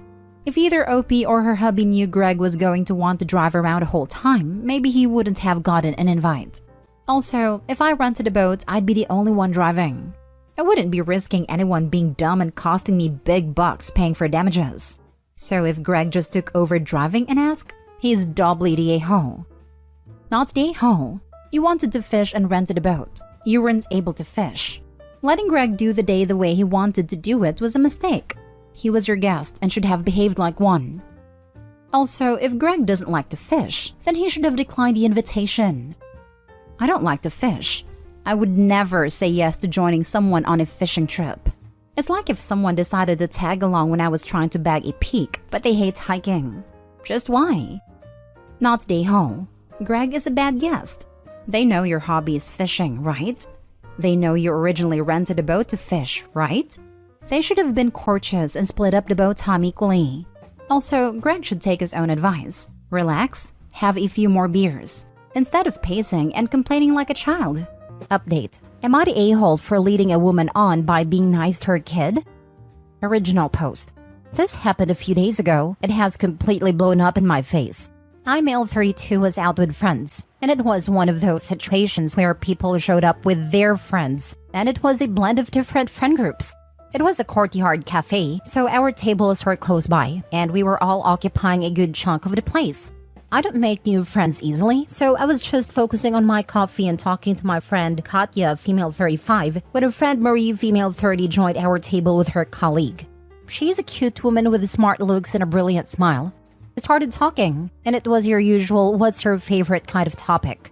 We were discussing cartoons, movies, and books. Apparently, we are both dorks who hide our dorkiness really well. Then, something unique happened. We recognized that we had an audience. Katya and Marie's colleagues were busy with themselves, but there was a young boy sitting with us listening to our conversation, and we noticed him when he chimed in with his own favorite show, Steven's Universe.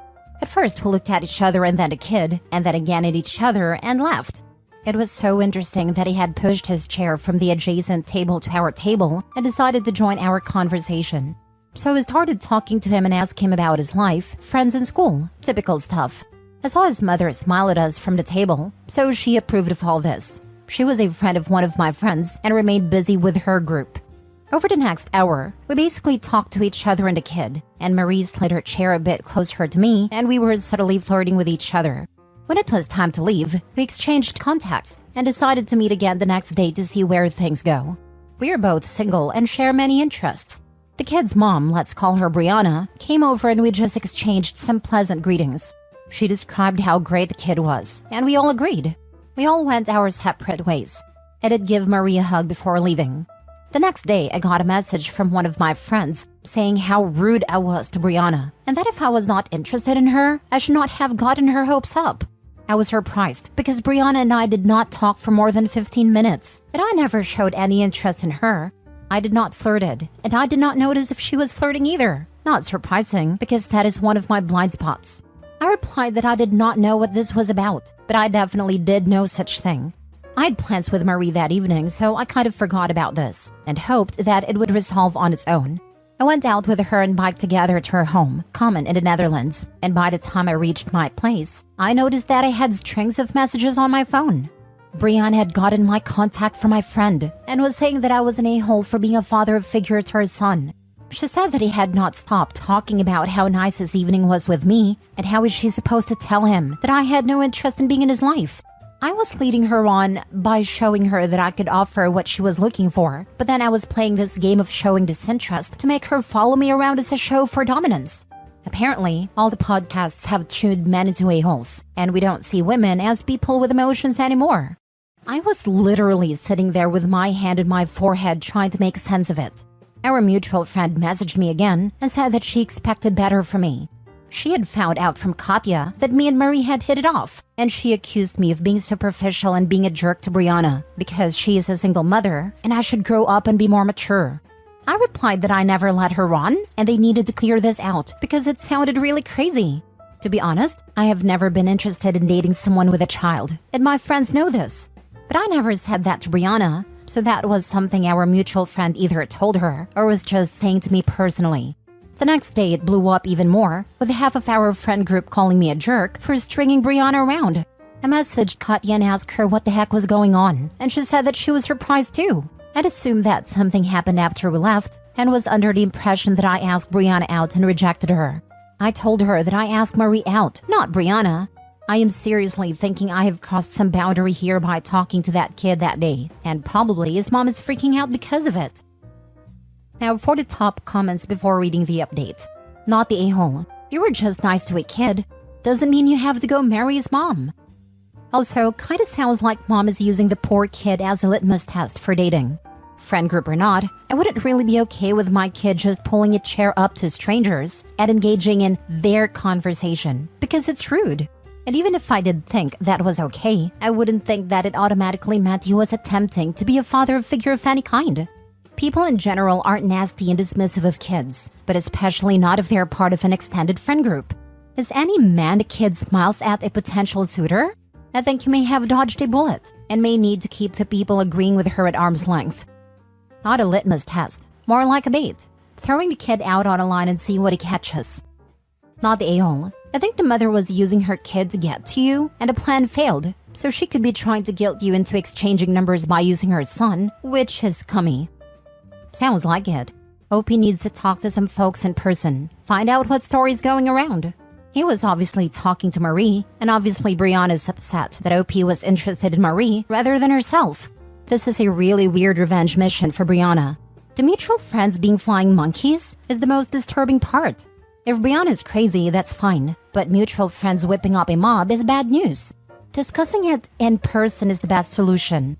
Find out what story is going around. Brianna sounds unhinged, and I'd be interested to know exactly what she told his friend group, because it had to be more than, he was nice to my kid, and we chatted for 15 minutes between the hour plus he spent flirting with Marie. Let them know you and Marie were both nice to the kid, who invited himself into your conversation. That doesn't mean that Brianna can expect a threesome or a father for a child out of it. Definitely block Brianna. But if the friends don't remove their heads from Brianna's butt and offer you an apology, I start blocking and ignoring them too. I can just see this nut job with her eyes peeled, looking for potential daddies from any guy with a mile radius of her kid. Not the a-hole.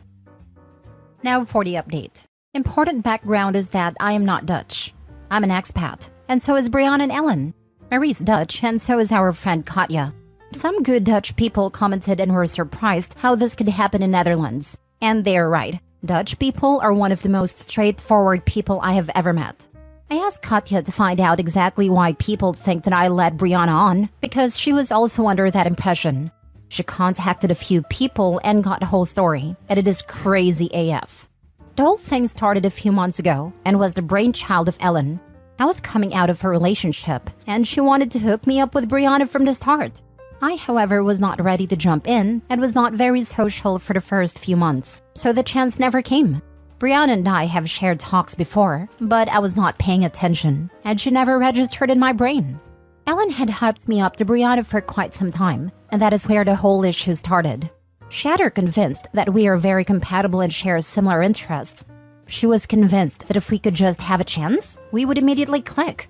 I have no idea why she thinks that, because we are definitely not alike in any way. Not to mention she knows that I don't want to date someone with the responsibility of a child. She just thought that I would rise up, because I am so good with kids. This brings us to the day we were all out and I met Marie. Katya too had similar designs, but she did not oversell me and just brought her along for a nice evening. All this time, Ellen and her group wanted to introduce Brianna to me, but the way I clicked with Marie, they knew they missed the bus. So they sent her kid to our table in hopes of derailing our conversation, because we cannot flirt if there is a kid sitting with us. It was another matter that ended up helping us even more, because his presence removed any first-time nervousness, and we went from verbal flirting to nonverbal. When Brianna came later, she hoped to use the kid as an icebreaker, and we had a chat about how cute kids can be and similar stuff. But I never asked for her number, and she left with Ellen not so happy. My hug to Marie pretty much ticked them off. I do not know if it was Ellen's idea or Brianna's, but they decided that if they could malign me in the group and assassinate my character, they might end up drawing a gap between me and Marie. So they made up a story that I asked Brianna out and showed her down for being a single mother and how she has nothing good to offer anymore because women lose their value to men when they're a single mother. This is why they mentioned the podcasts and stuff. Since Marie also has friends in my group, she would find out, be disgusted by me, and dump me. How do we know? One of the people sitting at their table dumped all their beans on Katya. What they did not expect was that I would be quick to ask Marie out and meet her the very next day. So when the whole thing blew up, she messaged me the day after we had a date. I already knew something made no sense. Katya and I explained everything to her, and she was very supportive and joked that she has to work so hard to get this misogyny out of me. We created a group chat and showed our friends some pics from our time together the next day, and the whole thing was cleared up. Brianna and Ellen are outcasts now, and apart from professional relations and people will need to keep with them, they will no longer be invited to our usual hangouts. Everyone is scratching their head at what their endgame was. And the consensus is that they expected to isolate me and then be my only support system and redemption. Anyway, the only petty thing Katya did at the end was send my pic kissing Marie on her cheek to Ellen as an FU before blocking her. Unless there is a new drama from the two, which I doubt there will be, this is probably the end of all the craziness. Well, that was weird. Honestly, don't know what to say really, but what a dumpster of fire. Some of these people really just make me scratch my head. Are people really this naive and deranged? I can't believe it. I feel bad for OP having to deal with this nonsense, but I also do feel bad for the kid because he was a pawn in this whole thing. Poor kid is getting mixed up with a group of deranged people. My guess is desperation. Desperation feeds on itself and can often bring out the worst of people.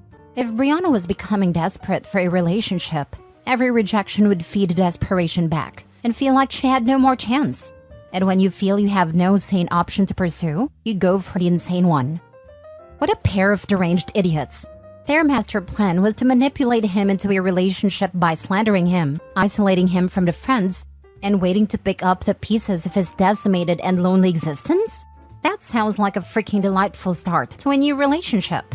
This is a plot reminiscent of the Parent Trap. Did a kid concoct this insanity? Because it's otherwise inexplicable coming from two grown women. It makes me believe that Brianna had a child in an attempt to baby trap someone, and this is just her MO. Thank goodness it got cleared up. If Opie didn't just not want to date women with kids, making this whole thing pointless from the get-go, the plan could have worked if they didn't go about it in the dumbest way possible. The friends should have been directing all their vitriol towards the other woman, and a single mom should have stayed out of things entirely while they assassinated the other girl's character. Then, when the other girl ran for the hills, or Opie decided he didn't like the person the friends were portraying her to be, the friends could mention that the single mom had said she felt like the two of them had a connection, and encourage Opie to reach out to her. Revealing that the single mom was a crazy witch who was willing to insult and harass him in an effort to force him to date her was a massive misplay, and it guarantees that there is zero chance for the two of them to ever get together. When you're trying to manipulate someone, you never lead with your massive red flags. Last story. Am I the a-hole for telling my husband he needs to draw clear lines with the mother of his child? My husband has a daughter from a previous relationship. For context, she's a 5-year-old. Prior to us getting married, my husband and his ex-girlfriend had what seemed like a well-oiled machine when it came to co-parenting their daughter. I've always said I wouldn't date men with children, and I don't have any children of my own yet because I didn't want that extra baggage. But to be honest, it was their co-parenting relationship that passed my mind at ease to become comfortable with the idea of becoming serious about him. I love my husband and his daughter dearly. However, her mother is slowly becoming a pain in my neck. Prior to me being in the picture, all expenses for their daughter have been split 50-50. There were no problems besides the little oddball expenses here and there that my husband had to cover 100%. Again, nothing major. It all started over the summer. My husband's ex-girlfriend wanted to go out of the country for a 2-week trip, and she asked my husband if he could pay for their daughter 100%. At first, he promised that he would, but then it dawned on him that she has been pulling this kind of stunt for a few months now, where all of a sudden she's unable to pay for a portion of their daughter's expenses. I then told her that he will pay for half, as they've both been doing for years. I don't think she was too happy with that, but they went on their trip in summer, and all seemed to be well. Until it was time for school. She told him that she will not be able to pay for half of their daughter's tuition as she's been doing, along with her portion of the household expenses for the home that she shares with her daughter, which essentially means that he is going to be expected to fill the gap. As a result of all that's happening, my husband said that now would it be the best time for us to start our own family, as he would be stretched too thin financially. We have been talking about having a baby for the past few months, and we're about to start trying. Quite frankly, I'm mad that we have to put starting our family on hold due to his ex not being able to pull her weight financially. Am I the a-hole for telling him that he needs to draw clear lines, that his responsibility is his daughter alone and his ex needs to figure out her stuff and start pulling her financial weight again like she's been doing? Now for the comments. Not the a-hole. She suddenly can't pay for childcare expenses right after a 2-week international vacation? Ex-girlfriend has decided to try to squeeze as much money as she can get out of your husband. Pretty much. Guess she figures new wife will help foot the bills for her child now. Of course you're not the a-hole. Better nip this in the bud and make sure it is working before you get pregnant. Don't assume if she does it once or twice, it will be forever. Maybe you are correct in not wanting to marry someone with kids. Not the a-hole, but they need a formal agreement as to parenting and payment of expenses. If she can't afford the school the child has been going to, then the child can go to public school. He should not be paying for her vacations with mom. That is for mom to pay for, or she can leave the child home with him while she goes. This isn't a draw clear lines. It is get a formal agreement and hold her to it. If she can't pay her half of the home, then sell the home and she can figure out her place to live. This comment, not the a-hole. My stepson has bounced between our house and his mother's house a couple of times. On no occasion was either household responsible for paying for the other's vacations, household costs, etc. Child support is there to support the child in daily living needs. If the mother can't afford her house, she needs to downgrade or sell. If she can't afford her half of a school tuition, then the kid can go to public school, or a cheaper alternative that she can afford. If she can't afford a vacation out of her own pocket, then the kid stays with the other parent, or they make different plans that she can afford. Your husband is being taken advantage of, and she's pushing him for all he'll give. I had an ex, and his ex said she needed more child support because her and her boyfriend's rent went up. Of course, he agreed, and I was like, so if you get a new place and your rent goes up, does that mean you can give her less? It was more things like that. The relationship didn't last. Poor guy was such a pushover that he couldn't clearly see it, or he didn't want to. Update. Am I the a-hole for not letting my sister walk down the aisle at my wedding? Original post. I, 29 female, am getting married to the love of my life, 30 male, in a few months. We were high school lovers and childhood friends. He's truly my best friend and everything I want in life. However, we both decided to wait until we were well off to be married so we could have our once-in-a-lifetime magical moment. My sister, Stacy, 21 female, got married at 19 to someone who I like but I'm not super close with. They were together for 5 months before he proposed. Their wedding was rushed, and half our family couldn't even make it because of how soon it was planned and set up. It was small and just in a courtroom. No dress, party or anything, just a legal wedding. However, my wedding is around $19K, and we haven't even finished everything. It took us ages to set everything up and save. Stacy recently came up to me while coming over. We're close and have dinner once a week at my place, and asked if she could walk down my aisle and meet her husband so she could feel like a bride. I laughed and asked if she was serious, and she was. She claims she never got her magic moment and just wants to feel special once. But it's my wedding and my special day. She had hers. Stacy claims it will only be between us and it won't take away from me. But then I asked what she might wear, and she showed me pictures on her phone of wedding dresses. Hard no for me. She then asked again yesterday in front of my fiancé, and I think it was an attempt to pressure me. He laughed and said no, thinking it was a joke, like I did the first time.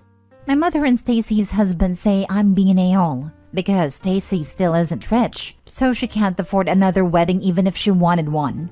But neither are me and my future husband. We just planned for years. I just wanted one day for myself. But maybe I'm blowing it up because she never got the bridal experience? Now for the top comments before reading the update. Not the a-hole. There is no conceivable universe where her walking down the aisle on your wedding day at a location of your wedding, wearing a wedding dress, will be just between the two of you and not detract from your day. It's rude of her to even ask. If she wants a special moment, she's free to plan her own vow renewal event, where she wears a wedding dress and has all her family, etc. If she was just going to wear a nice dress and walk before me and stand beside me and her husband, I would probably have no problem with it, or at least let her do it. But I feel like she's just trying to use my wedding as a free event for her. That would be nice of you, but given how much work, planning, and orchestrating a wedding is, and how much money spent, it should really be about you. Not a-hole. I see stuff like this on the sub, and I am shocked that people have the audacity to even ask stuff like this. It doesn't matter if she's her sister, and her moment wasn't what she hoped for. If you allow this, then your moment will be different than you imagine it to be too. Your sister and her husband made their choices. They could have waited, but they didn't. I asked her when she accepted his proposal if she was sure it was a good idea, since it seemed really rushed. But her response was that since my boyfriend proposed a few weeks earlier, she wanted to get hers over with and tie the knot, so that I would be able to have my wedding in the fall like I always dreamed, and hers wouldn't overlap. Have a trusted person ready with a glass of red wine to accidentally stumble into the sister if she shows up in a white dress. That would probably cause tons of problems, since the dresses she's been showing off and texting me have been $500 to $2,000, and knowing her, I would be paying if anything happened. Hold up, what? If she can afford a $1,000 wedding dress, then she can afford to do a vow renewal, either in a cheap venue or in a backyard. She is guilt-tripping you massively, and so is your mom. I'm so sorry for you. Having read your post and some of your comments, it sounds like you've been conditioned to feel like you owe your sister, and to feel guilty when you don't sideline yourself to make her number one. Please choose yourself over her for your wedding, and don't let her come if she shows up in a wedding dress, or doesn't drop the issue altogether. I do feel a bit left out, since she's offering to pay so much for herself. Yet, a few days ago she said money was tight, and she couldn't get me a wedding gift. I needed money for the hotel, even though I'm only paying for family coming out of state. And my wedding location is 1 to 2 hours from Stacy's house. I'll talk to her tomorrow and try to shut things down, since we have brunch planned.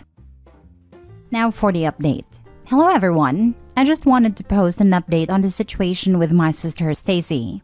The day after I made a post, me, my fiancé, Stacy and her husband met up for brunch. I told her she needed to hear me out fully before she spoke, and thankfully she did. In short, I told her as much as I love her, I've waited years for this day, and it was mine. She had hers, and if she truly wanted, she could have used the money I gifted her to get her own wedding. Her husband tried to cut me off and say that they needed the money for rent, but she didn't let him talk. I then showed her the Reddit post, and she started crying and asked her husband and my fiancé to step out for a few minutes. They both did, and she told me that her husband and our mom had been the ones pressuring her, since she had admittedly been jealous, and told them both she wished she could have a larger scale wedding. She said she had been over the whole thing until her husband started saying it wasn't fair because he was jealous that he couldn't provide for her, and eventually complained enough she asked to walk down the aisle for him.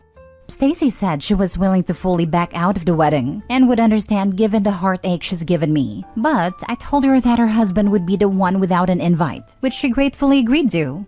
We talked more in depth on why she was jealous, and she said she regretted being married so early, just so our father could be at her wedding. After a few more minutes and both of us crying and forgiving one another, I told her she could always tell me anything, even if it was between her and her husband. When my fiancé and her husband came back in, I told Stacy's husband he was uninvited right then and there. He seemed to understand why immediately, though he did groan about it and call me multiple times. But I blocked him again. Over the past few days, our mother has called to apologize, and me and Stacy have been talking much more openly and honestly to one another. I decided to let her wear a dark silver or pale gold dress to match my theme and walk with me down the aisle, as my father sadly can't. She told me I didn't need to, but I insisted. We ended up finding a dress we both love, and I got it as a gift for her. Thank you all for the support and kind words. This is a touching update. Hope all goes well for you, your soon-to-be husband, and your sister. Thank you. I hope so too. Sound like you made the best of this situation. Having her walk you down the aisle was a great move. I'm sorry for the loss of your father. Your brother-in-law is a piece of work. He feels jealous because he can't provide for her, but is comfortable forcing others to provide? And not even necessities, but luxuries. What an entitled a-hole. OP, stay close to her sister. She has already given you signs that she's not happy in her marriage and may need your support to get out of it. Yes, I'll be keeping him close enough to keep an eye on him, but not too close. He's not a horrible guy, just very bad with money and hot-tempered. I hoped with age he would mellow out, but I'm not sure. OP, I know you're trying to see the good in him, but your brother-in-law sounds just like my dad. My dad never mellowed out, and in fact, age just made him worse and worse. He got angrier and angrier. Please be there for your sister if the worst in him finally comes out. You're a very kind and good sister, and I'm glad you held the line on this. At the same time, your sister also pushed you to pay for a hotel room she didn't need. Was that her husband's request too? And now you've bought her a beautiful dress. She may have pulled back so as not to exit the gravy train. I hope not. But remember to keep your boundaries solid for smaller things, as well as your wedding. Have a beautiful wedding. I did speak to her about that, because while they're short on money, they didn't need a hotel room. It was again her husband. He wanted a mini vacation, on my dime sadly. I may end up cutting him fully out for my life, because I don't need someone like him anymore in it. Next story. Am I the a-hole for not wanting to talk to my mother after telling me I will not be getting a family heirloom for my wedding? My mother and father had a very toxic marriage and finally divorced 2 years ago. My father came from an ancestral wealthy family, and my mother did not. My father's mother gave my mother pieces from the family jewelry collection through the years. It was always my mom's intention to hand down these pieces for special occasions to myself and my sister. After my parents divorced, my mom absolutely hates my dad. She remarried within a year to a man of very humble means. She also moved on from my sister and I, truly focusing on building connections with her new stepchildren and doting on her new husband. I had a baby 5 months ago and she has only visited twice. They live life very simple and small. That is their choice. My mom will never receive something extravagant again. I, 35 female, am getting married this fall. My sister, 33 female, was married last year, and after much pressure put on my mom, received a coveted platinum, gold, diamond, and sapphire bracelet from my great-grandmother's collection from the early 1900s. I asked my mom for a ring from my father's side that is a chiseled family crest of a rare stone set in gold. I thought she would have no care for it, since she hates my dad, and it is my family. She said no, that I will not receive anything, with no explanation. My sister and I figured that it's because our mom doesn't want to part with any of the collection, because she loves fine jewelry. Mind you, my grandmother did give it to my mother, but she wants nothing to do with that family, lives in an unlocked small house in the middle of nowhere with a known history of break-ins, and kept everything from my father's side during the divorce. I am scared that someone will steal these pieces that have been in my family for hundreds of years, and I also don't trust her new husband's family. I'm disgusted with her. I find her selfish. Am I the a-hole for wanting to cut her out because I find her to be immature, or am I the one who is immature? Not the a-hole. While legally hers, the jewelry was almost certainly passed to your mother with the expectation it would stay in the family. She should honor that expectation. Although if you cut her out, you are virtually guaranteeing she won't will the jewelry to you either. What do you want to bet they've been selling some of the collection? That was my first thought as well. Honestly, passing them down would be getting rid of something Opie's mom didn't want anymore.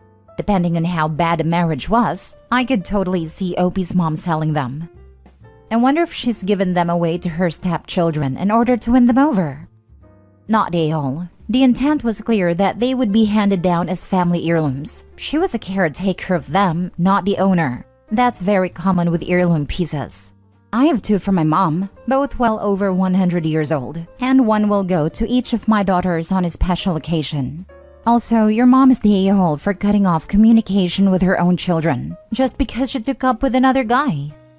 How do we know it won't be handed down? OP's mom is still alive. She doesn't have to hand over these pieces while she's still living. She doesn't. You're right. I think I'm just scared because my mother is so trusting. I don't trust these items in her hands right now. She's not giving it to you when she dies. She gave one to your sister but not to you.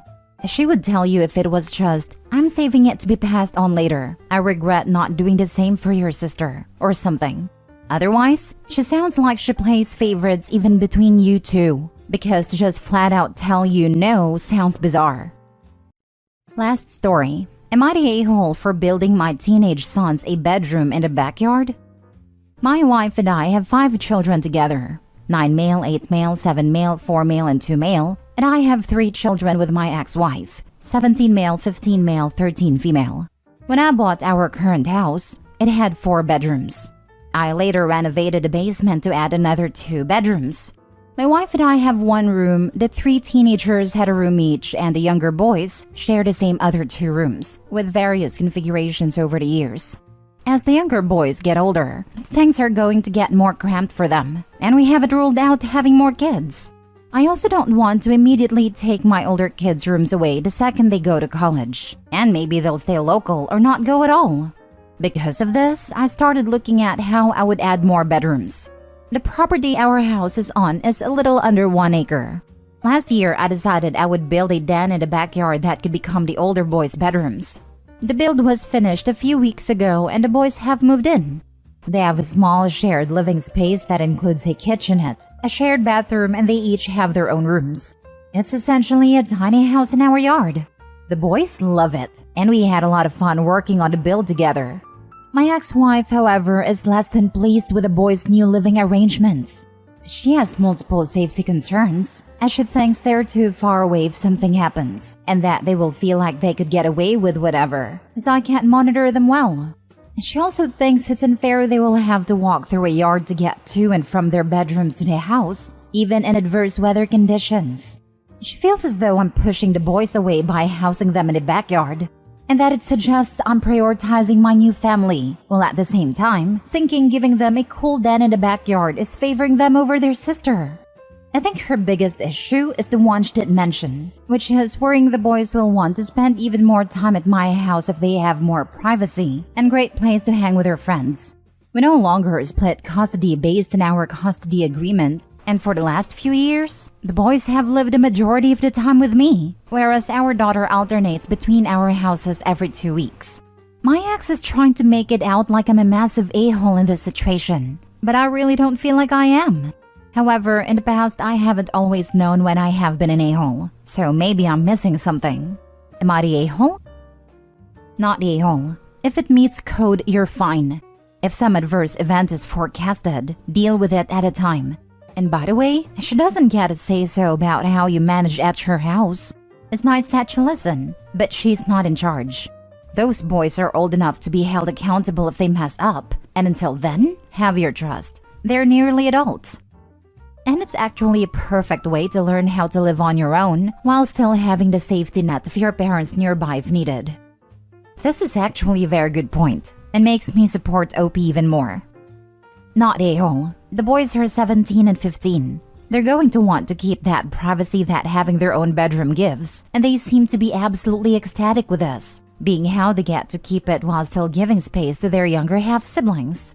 If they felt like they were being isolated from the family, this would be a different answer. Weather is too adverse to travel a short distance through the yard, time to have a family sleepover in the main house living room. They're old enough that it's their opinion that matters, not your ex-wife's. I would have killed to have that kind of space as a teen. It's partially why I appreciate my apartment so much as an adult. It's nice to have a place that you can always feel is your space. And even if you leave for college, it's nice to know you have a place to go home to. Exactly. Even gives them a place to stay if they come back as adults to visit on the holidays or just because. He's created a private place that will last and be appreciated by the kids, even in the future. Shows that dad here cares about the long term. I'm pregnant with my ex-husband's baby, and somehow a fair partner is mad? Original post. And I feel so needy asking him to come. Trying to be as vague as I can possibly be without affecting the story. So I, mid-20s. I'm married to Brad, also mid-20s. We currently have a long-distance relationship because he got a better work opportunity there and I can't move because I can't take my uni campus with me. I wasn't that thrilled about him moving a 5-hour drive away to a new country. But it being Europe, we figured that trains and buses will help ease the temporary experience. Plus, he was overjoyed about it and I could never taint his happiness. Lately, something really bad happened to my life. Without getting into too much details, I am grieving really badly. Hours and days and weeks seem to blend into each other in this thick, heavy mess, and I can't bring myself to get out of bed some days or put on trousers. He knows of the situation but can't do much being so far, so I ask him to come over. Here's where we get to the problem. His brother, Chad, moved to Brad's country to study. Brad said he can't come over because he has to show his brother the country and school and help him move, etc. He is planning to be his guide over the city for 2 weeks. I pleaded with him that I needed him, but he told me he is scared his parents will get mad at him if he doesn't take care of his brother like they want him to. I was heartbroken. I was venting to a friend, Denise, asking her if it is normal that I am so sad he won't come support me in these dark times.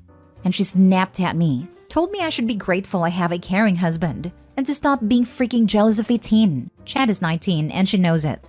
Denise then ranted that I am being ridiculous and an a-hole for demanding he leave his baby brother behind to come cuddle me like a child. She told me I needed to hear the truth of my actions from someone else. Now I feel like the worst human and the worst wife on the planet. I need advice on how to deal with this relationship conflict and maybe a bit less needy. Now for the top advice before reading the update. Can you not go to him? If you're already not going to classes, it would make more sense if you went over there since he has work and other obligations. I live at home, while he lives in a very strict housing facility managed by his work and is not allowed visitors. I would have to get an Airbnb, which I absolutely cannot afford. Also, I'm not going to classes because they haven't started yet. They start next week. I'm sorry you're depressed. Are you working with a doctor and therapist? I can appreciate that you'd like him to come see you. But wouldn't that mean he has to miss work as well? If he's already taking these 2 weeks off, is there a compromise? Like he could show his brother around the first week then come see you for a few days. I guess I just don't see what he can really do for you other than be present. And he does have another obligation already. If you've been feeling poorly for a while, it seems like you should see your doctor and a therapist.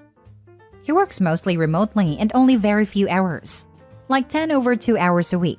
2 of which have to be on site because of equipment he can't transport home. He usually does all 8 hours at the end of the month, so isn't needed on site for 3 weeks. I'm working with a psychiatrist. I can't see very often for various reasons that are mostly money and time. She told me she would rather not have me medicated right away and constantly stresses the importance of a support system. He is on the autism spectrum, so very bad with words but good with gestures. That's why I want him here. He doesn't have a clue how to help someone emotionally by text. Whether your husband is with you or with his brother right now is not the real issue. You have clearly been hurting for a long time, and even if your husband did come home, you still need real treatment for acute depression and grieving. Please try to seek treatment or find a support group, even an online group, to deal with your grief. You are not the worst human and wife on the planet. You are a hurt human being who needs help processing your loss. I can't bring myself to call your spouse the a-hole. Yes, you're supposed to put your spouse first when you're married, but in this case, your husband isn't just ditching home to go on vacation. He's helping his brother get set up in a new country. Again, even if he did skip this trip and come home, you would still need, and deserve, additional mental health support to get you through this time. I'm very sorry for your loss. Please be kind to yourself. This brought tears to my eyes. Thank you. As explained in another comment, I have psychiatrist's help. She is encouraging me to have my husband around.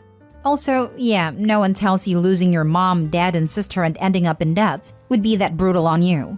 He didn't even come to the funeral. I am lost, but appreciated your kind words. I'll try not to be so hard on him. Now for the first update a month later. My wonderful, soon-to-be ex-husband lied to me for months while living with his affair partner, my ex-best friend. It was lovely to find out that no, his new work building didn't have strict rules. She was living with him, He had a work opportunity in another country, so we were living in a long-distance relationship for a few months. We saw each other recently, had passionate sessions, and overall had fun. Until I discovered the affair. Tears and screams and bag packing later. I was home mulling over the situation. I am numb, still numb even after finding out I was pregnant. Here is where it gets good. Affair partner is infertile. Her husband left her recently because of that, and I was her shoulder to cry on.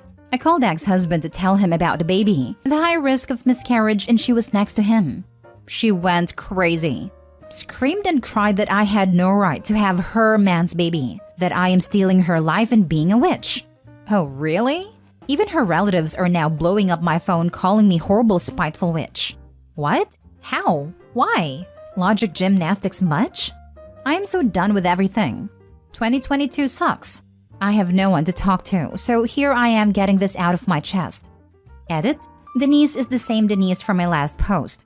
Also, funnily enough, Chad tips me on the affair. I have a therapist, and following your advice, got a lawyer. Also, please stop telling me to not murder my baby over my bitterness for my husband. My heart is already raw over that hard but necessary decision.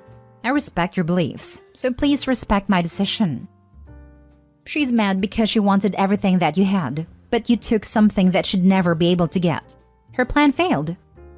Yes, I personally would rub her nose in it. She deserves that torture. Tune out their crazy. Block her and her family.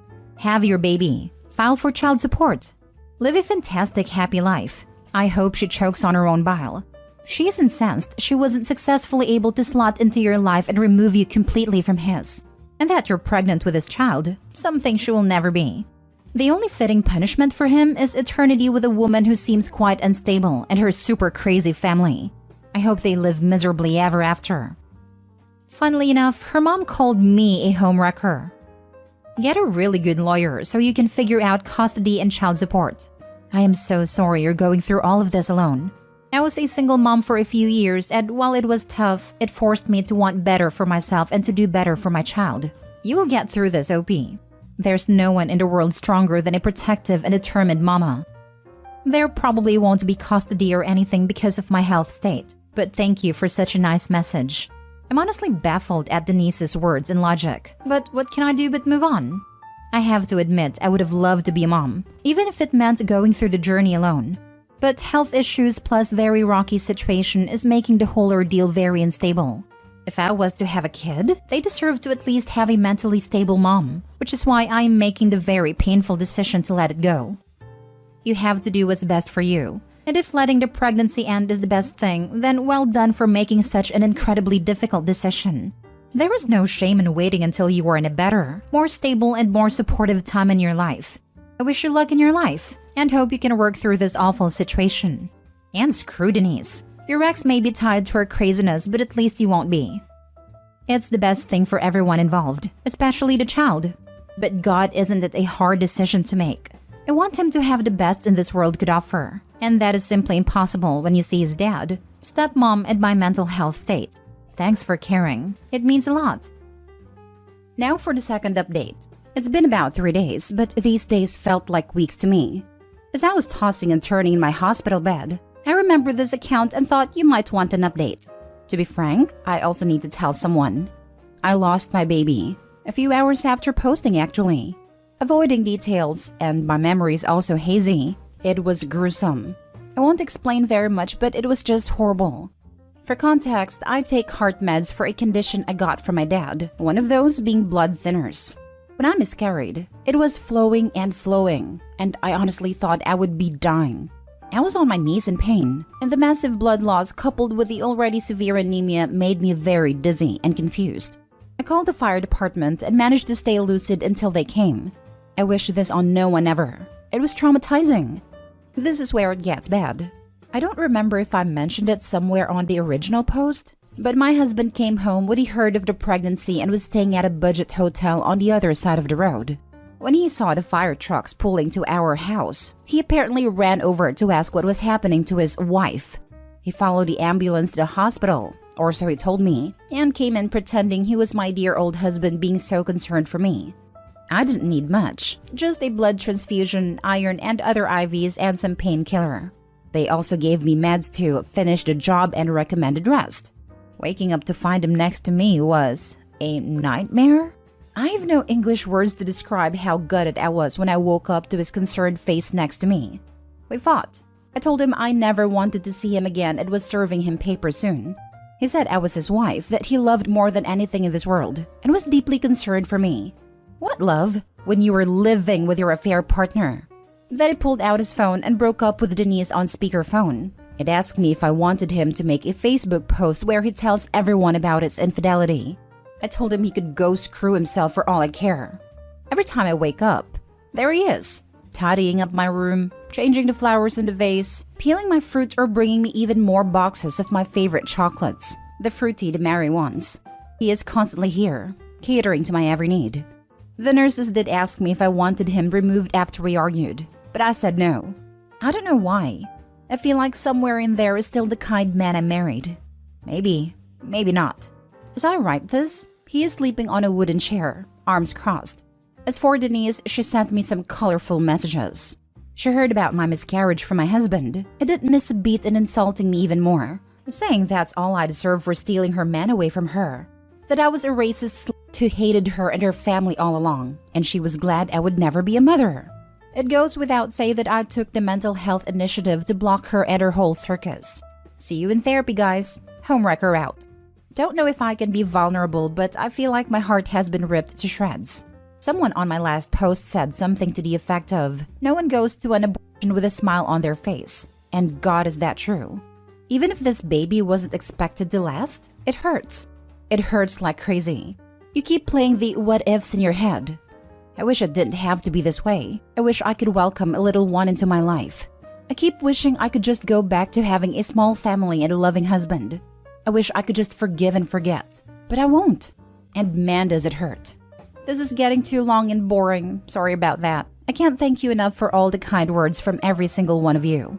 Rereading them earlier gave me the clarity to realize I was making the right decision and I had the strength to do so. Thank you. So, your husband didn't break up with Denise all this time he was asking you to take him back? Don't be weak, OP. You made it this far without him or his support.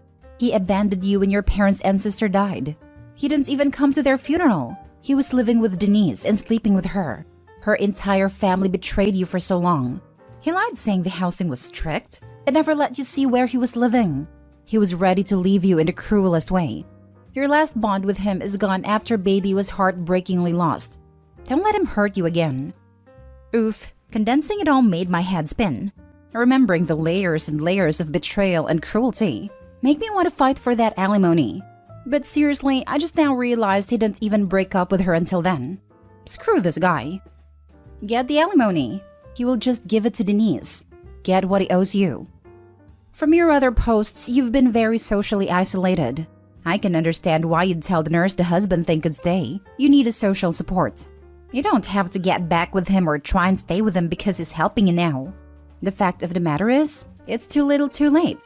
Don't let him back in your life when you're getting better. You're doing the right thing with therapy and a divorce lawyer. They'll help you deal with your dumpster fire husband and psycho Denise. Your therapist might be able to recommend support groups, etc. You will meet people and form friendships. You'll find new interests and be able to overhaul your life when the husband creature is gone and you're on the mend. Surprised to see someone understand a husband thing. I can't help feeling either like I am taking advantage of him or being a coward and letting him back so easily into my life. Maybe it is that deep down I just feel alone. My therapist recommended a good grief counselor when I called to cancel my next appointment. I was confused, but she said I needed someone to help me grieve the relationship and my baby. Guess she knows better. I will give it a try. Turns out I had more friends than I thought. People came to visit me so much it was exhausting. Denise's brother came and brought me flowers and a letter. Haven't read it yet. Thank you for your concern, but I will be okay. I'll let the waves of life take me, hopefully, somewhere better. Tell the nurse to kick him out. I should, but I'm weak. Also, the nurses are absolute angels. After the fight did my refusal to kick him out, one of them slid me a piece of bandage wrapper. The paper thing gauze comes in. On it she wrote, if you need help or security to be called, ask for grapes with your lunch. Honestly, such a smart move. I thanked her profusely afterwards. Last update. It's 11 p.m. here. I kicked my husband out of the room earlier. He started talking about going home together and finally trying officially for a kid. I had enough. I asked the nurse, the one who gave me the wrapper, for grapes as a snack. She called security and they escorted him out. I can't move on if he's lingering around. Thanks for all the sweet messages, the concerns, the love, the support, the DMs, everything. You people have a heart of gold, and I hope karma pays it back tenfold. You don't know the positive impact you had on my mental health. Jesus, it's like the universe pointed at Opie and said, destroy this person in particular. Losing her whole close family suddenly, having her husband cheat on her with her best friend, and having such a traumatic miscarriage, all in such a short time span. I hope she recovers from this and finds new people that care for her. Seriously, the universe must have put something in the air if all of Reddit wasn't even sniffing out an affair from that first post. I mean, come on. That's all we do here. What the heck happened? She's literally in the hospital after a life-threatening miscarriage, being actively harassed by the woman he was fooling around on her with. And he thinks the way to get her back is to offer to knock her up again? Good hustle, I guess. That's because she's his baby incubator. He only cared about getting back with her because she was pregnant with his baby. He only wants to be with her so he can get his perfect family. That's why he so easily left Denise. She can't provide that for him. I'm pregnant with my husband's child, while my sister is also pregnant with my husband's children. Original post. I'm 29 female and my husband 32 male, Joel, have been married for 6 years. We were together for 3 before that. We don't have any children, but I'd say for the most part we have had a healthy relationship. Me and my sister Amy, 35 female, have never been that close. I have tried many times in the past few years to get closer and form a relationship with her, but she always seems distant. I first noticed the longing looks between them a few years ago. I never thought too much of it, since they were pretty good friends with similar interests. He told me he always considered her to be his own blood sister, and I thought that was good. Late November to early December, they were acting normal. No longing looks, no nothing, just normal in-laws at a family gathering. The next week, I noticed they were warming up to each other. Amy was sitting closer to Joel, following him around almost, and always laughing at his jokes, which she didn't usually do. I didn't think much of it, but then I saw the physical contact. How his hand would gently guide her back whenever they moved to a different talking spot. How when they sat down, his hand would go on her thigh. How her body would always be in his direction, facing towards him. The next week, they acted as if neither of them existed. When I tried to talk to her, she wouldn't be able to look me in the eye, would use any excuse to get away from me. Her and Joel would always be at the opposite ends of the room if they were forced to be in the same one. I didn't think it was too weird until I started to piece everything together. Joel's temper with me was shorter. We hadn't been intimate in a month. He started refusing to see our therapist as well, saying we didn't need to. I was lost. Christmas was when I hit my breaking point. They were acting like everything was normal again, with a few guilty looks between them. I did all I could to ignore it. I have a history of overthinking, and I genuinely thought I was just being crazy. She left the gathering pretty early, claiming she didn't feel good, and Joel was obsessively checking his phone for the rest of the night, and he was obviously very worried. When we got home, he said he was going to shower. I saw that he left his phone on the couch, and I just couldn't restrain myself and I went through it. I didn't find anything until I opened Snapchat. I thought it was weird for someone our age to have that app, so my curiosity spiked. I saw her icon that mildly looked like her, and her name Amy Hart next to it. My stomach dropped, and I opened a chat. She had only sent one message. All it said was, "At the hospital, going to get results soon. I'll update you when I can. I miss you." I'm still confused and hurt.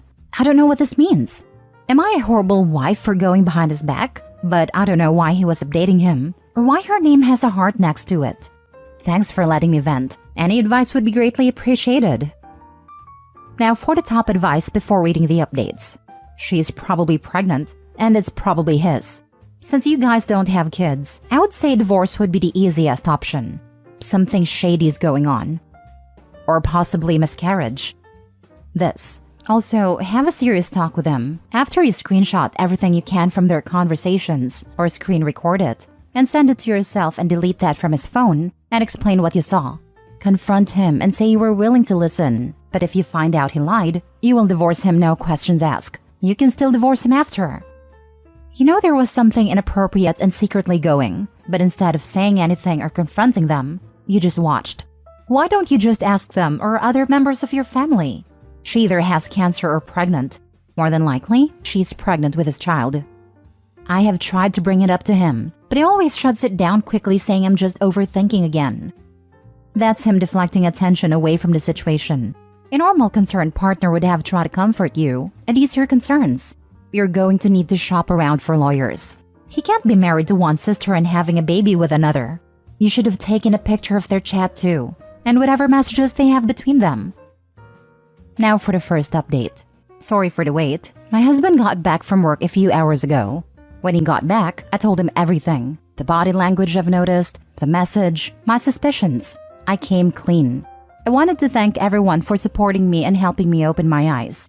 I'm so grateful for the advice and support I've gotten. Yes, my sister is pregnant with my husband's child.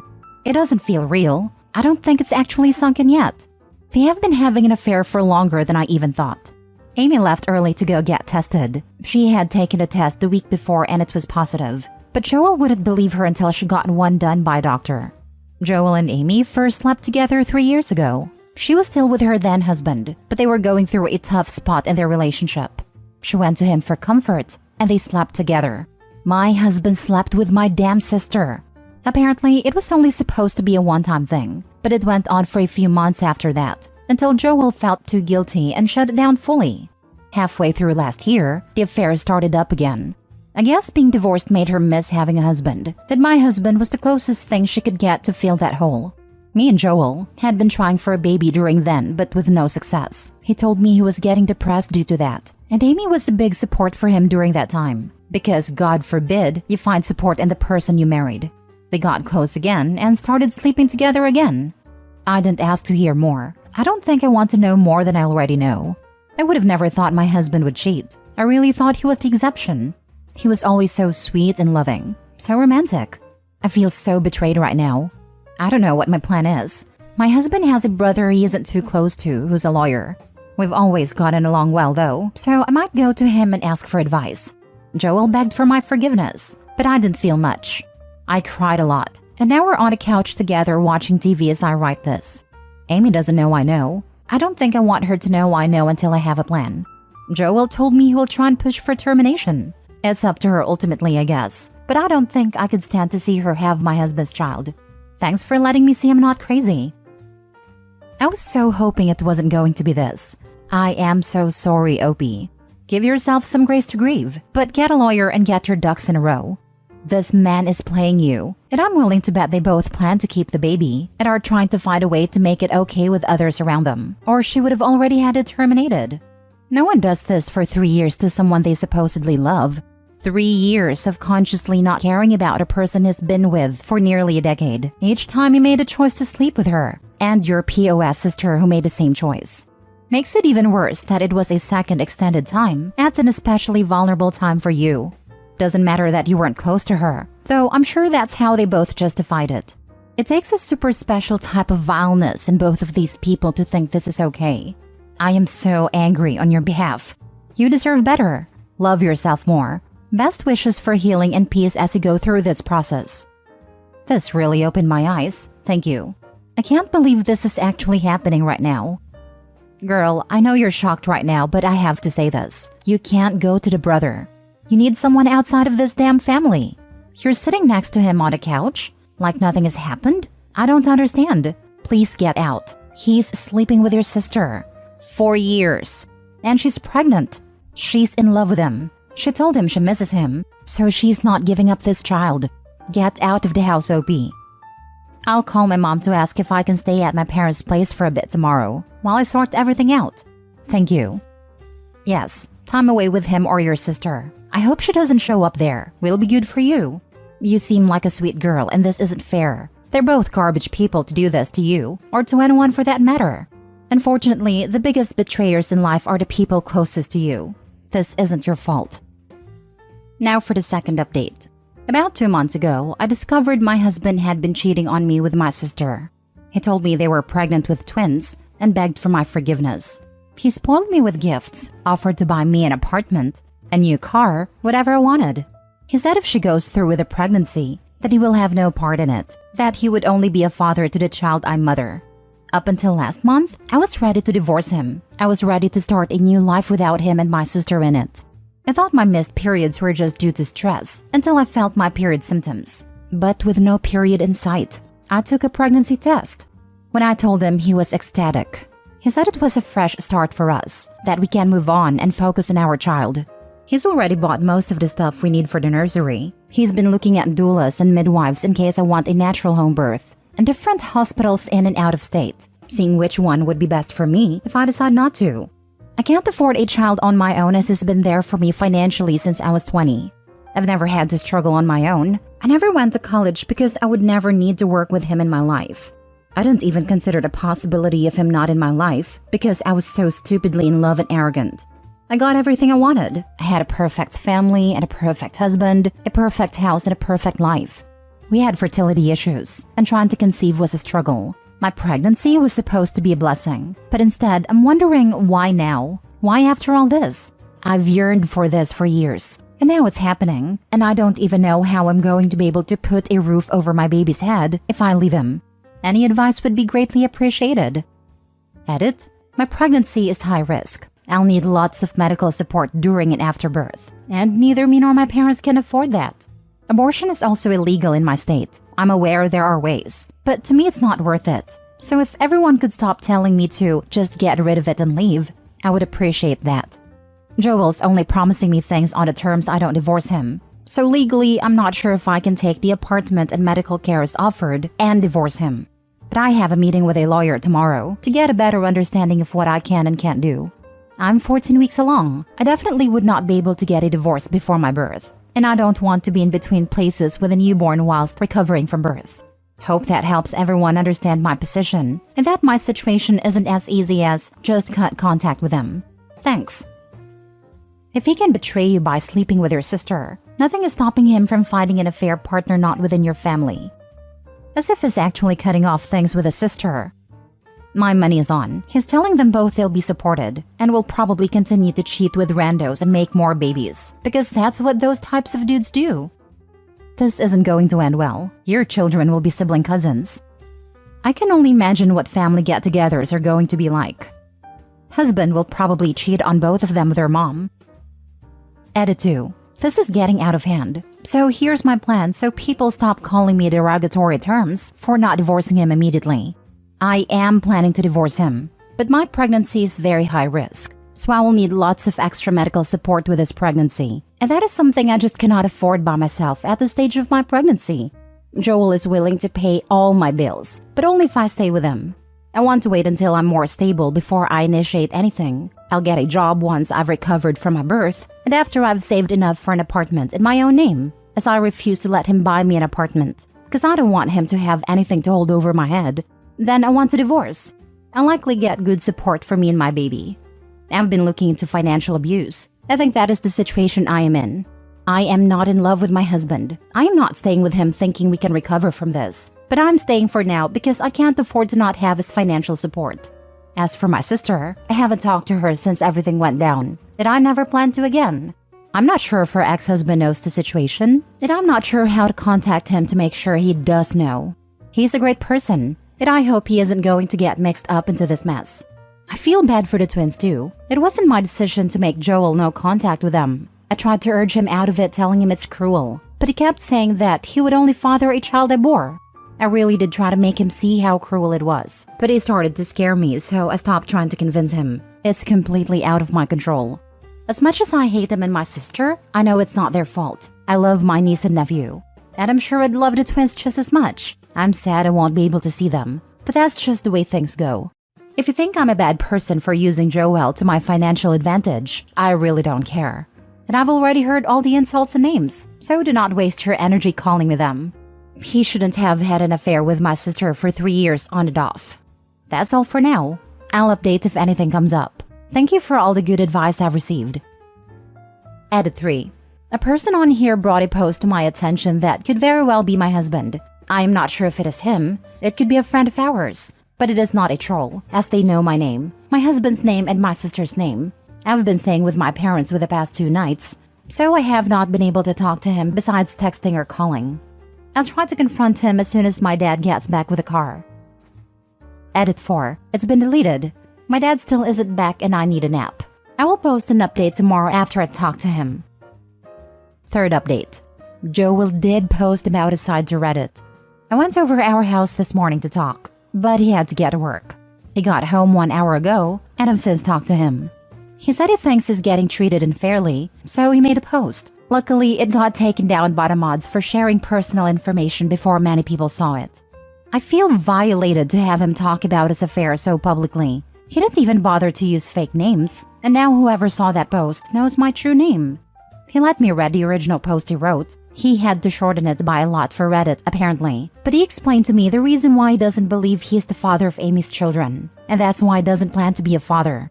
It does make sense, and I feel kind of silly for not seeing that before, but I guess I was so wrapped up in everything. We've decided to start a plan for divorce. As I said, we won't be able to finalize one before I give birth, so we plan to wait a bit so we don't have to deal with the stress with a newborn. For now, he's offered to rent me an apartment for the time being, but says I'm always welcome, and our house will always belong to me, just as much as it does to him. Baby's doing well, no kicking or anything, but I'm excited to experience that for the first time soon. Joel has told Amy to get a paternity test, and that he won't agree to anything until he has proof he's the father. I won't be able to reply much the next few days. I want to sort everything out, but thank you to everyone for all the support and love. In his post, how did he justify having an affair with your sister? Because try as I might, I can't come up with a way he could spin the story that would make him look good. Couldn't you repost this version after you remove all the personal information? I really just want to see how his mind works because it's boggling mine. I wish you joy with your baby. Babies are the best. My little sister just sent me another video for a toddler trying to imitate his father on the drums, and it's beyond cute. To sum it up, he said he was very drunk and depressed last year, that he thought he would have sobered up and turned around on a drive there, but he never did. And 3 years ago, she kissed him. He tried to cut contact with her but didn't tell me. And then a week later, apparently she threatened to tell me that they had been having an affair. So he maintained his friendship with her and ended up sleeping together 3 times before she got back together with her husband and ended it. Claimed he was blackmailed. I don't know if I believe that.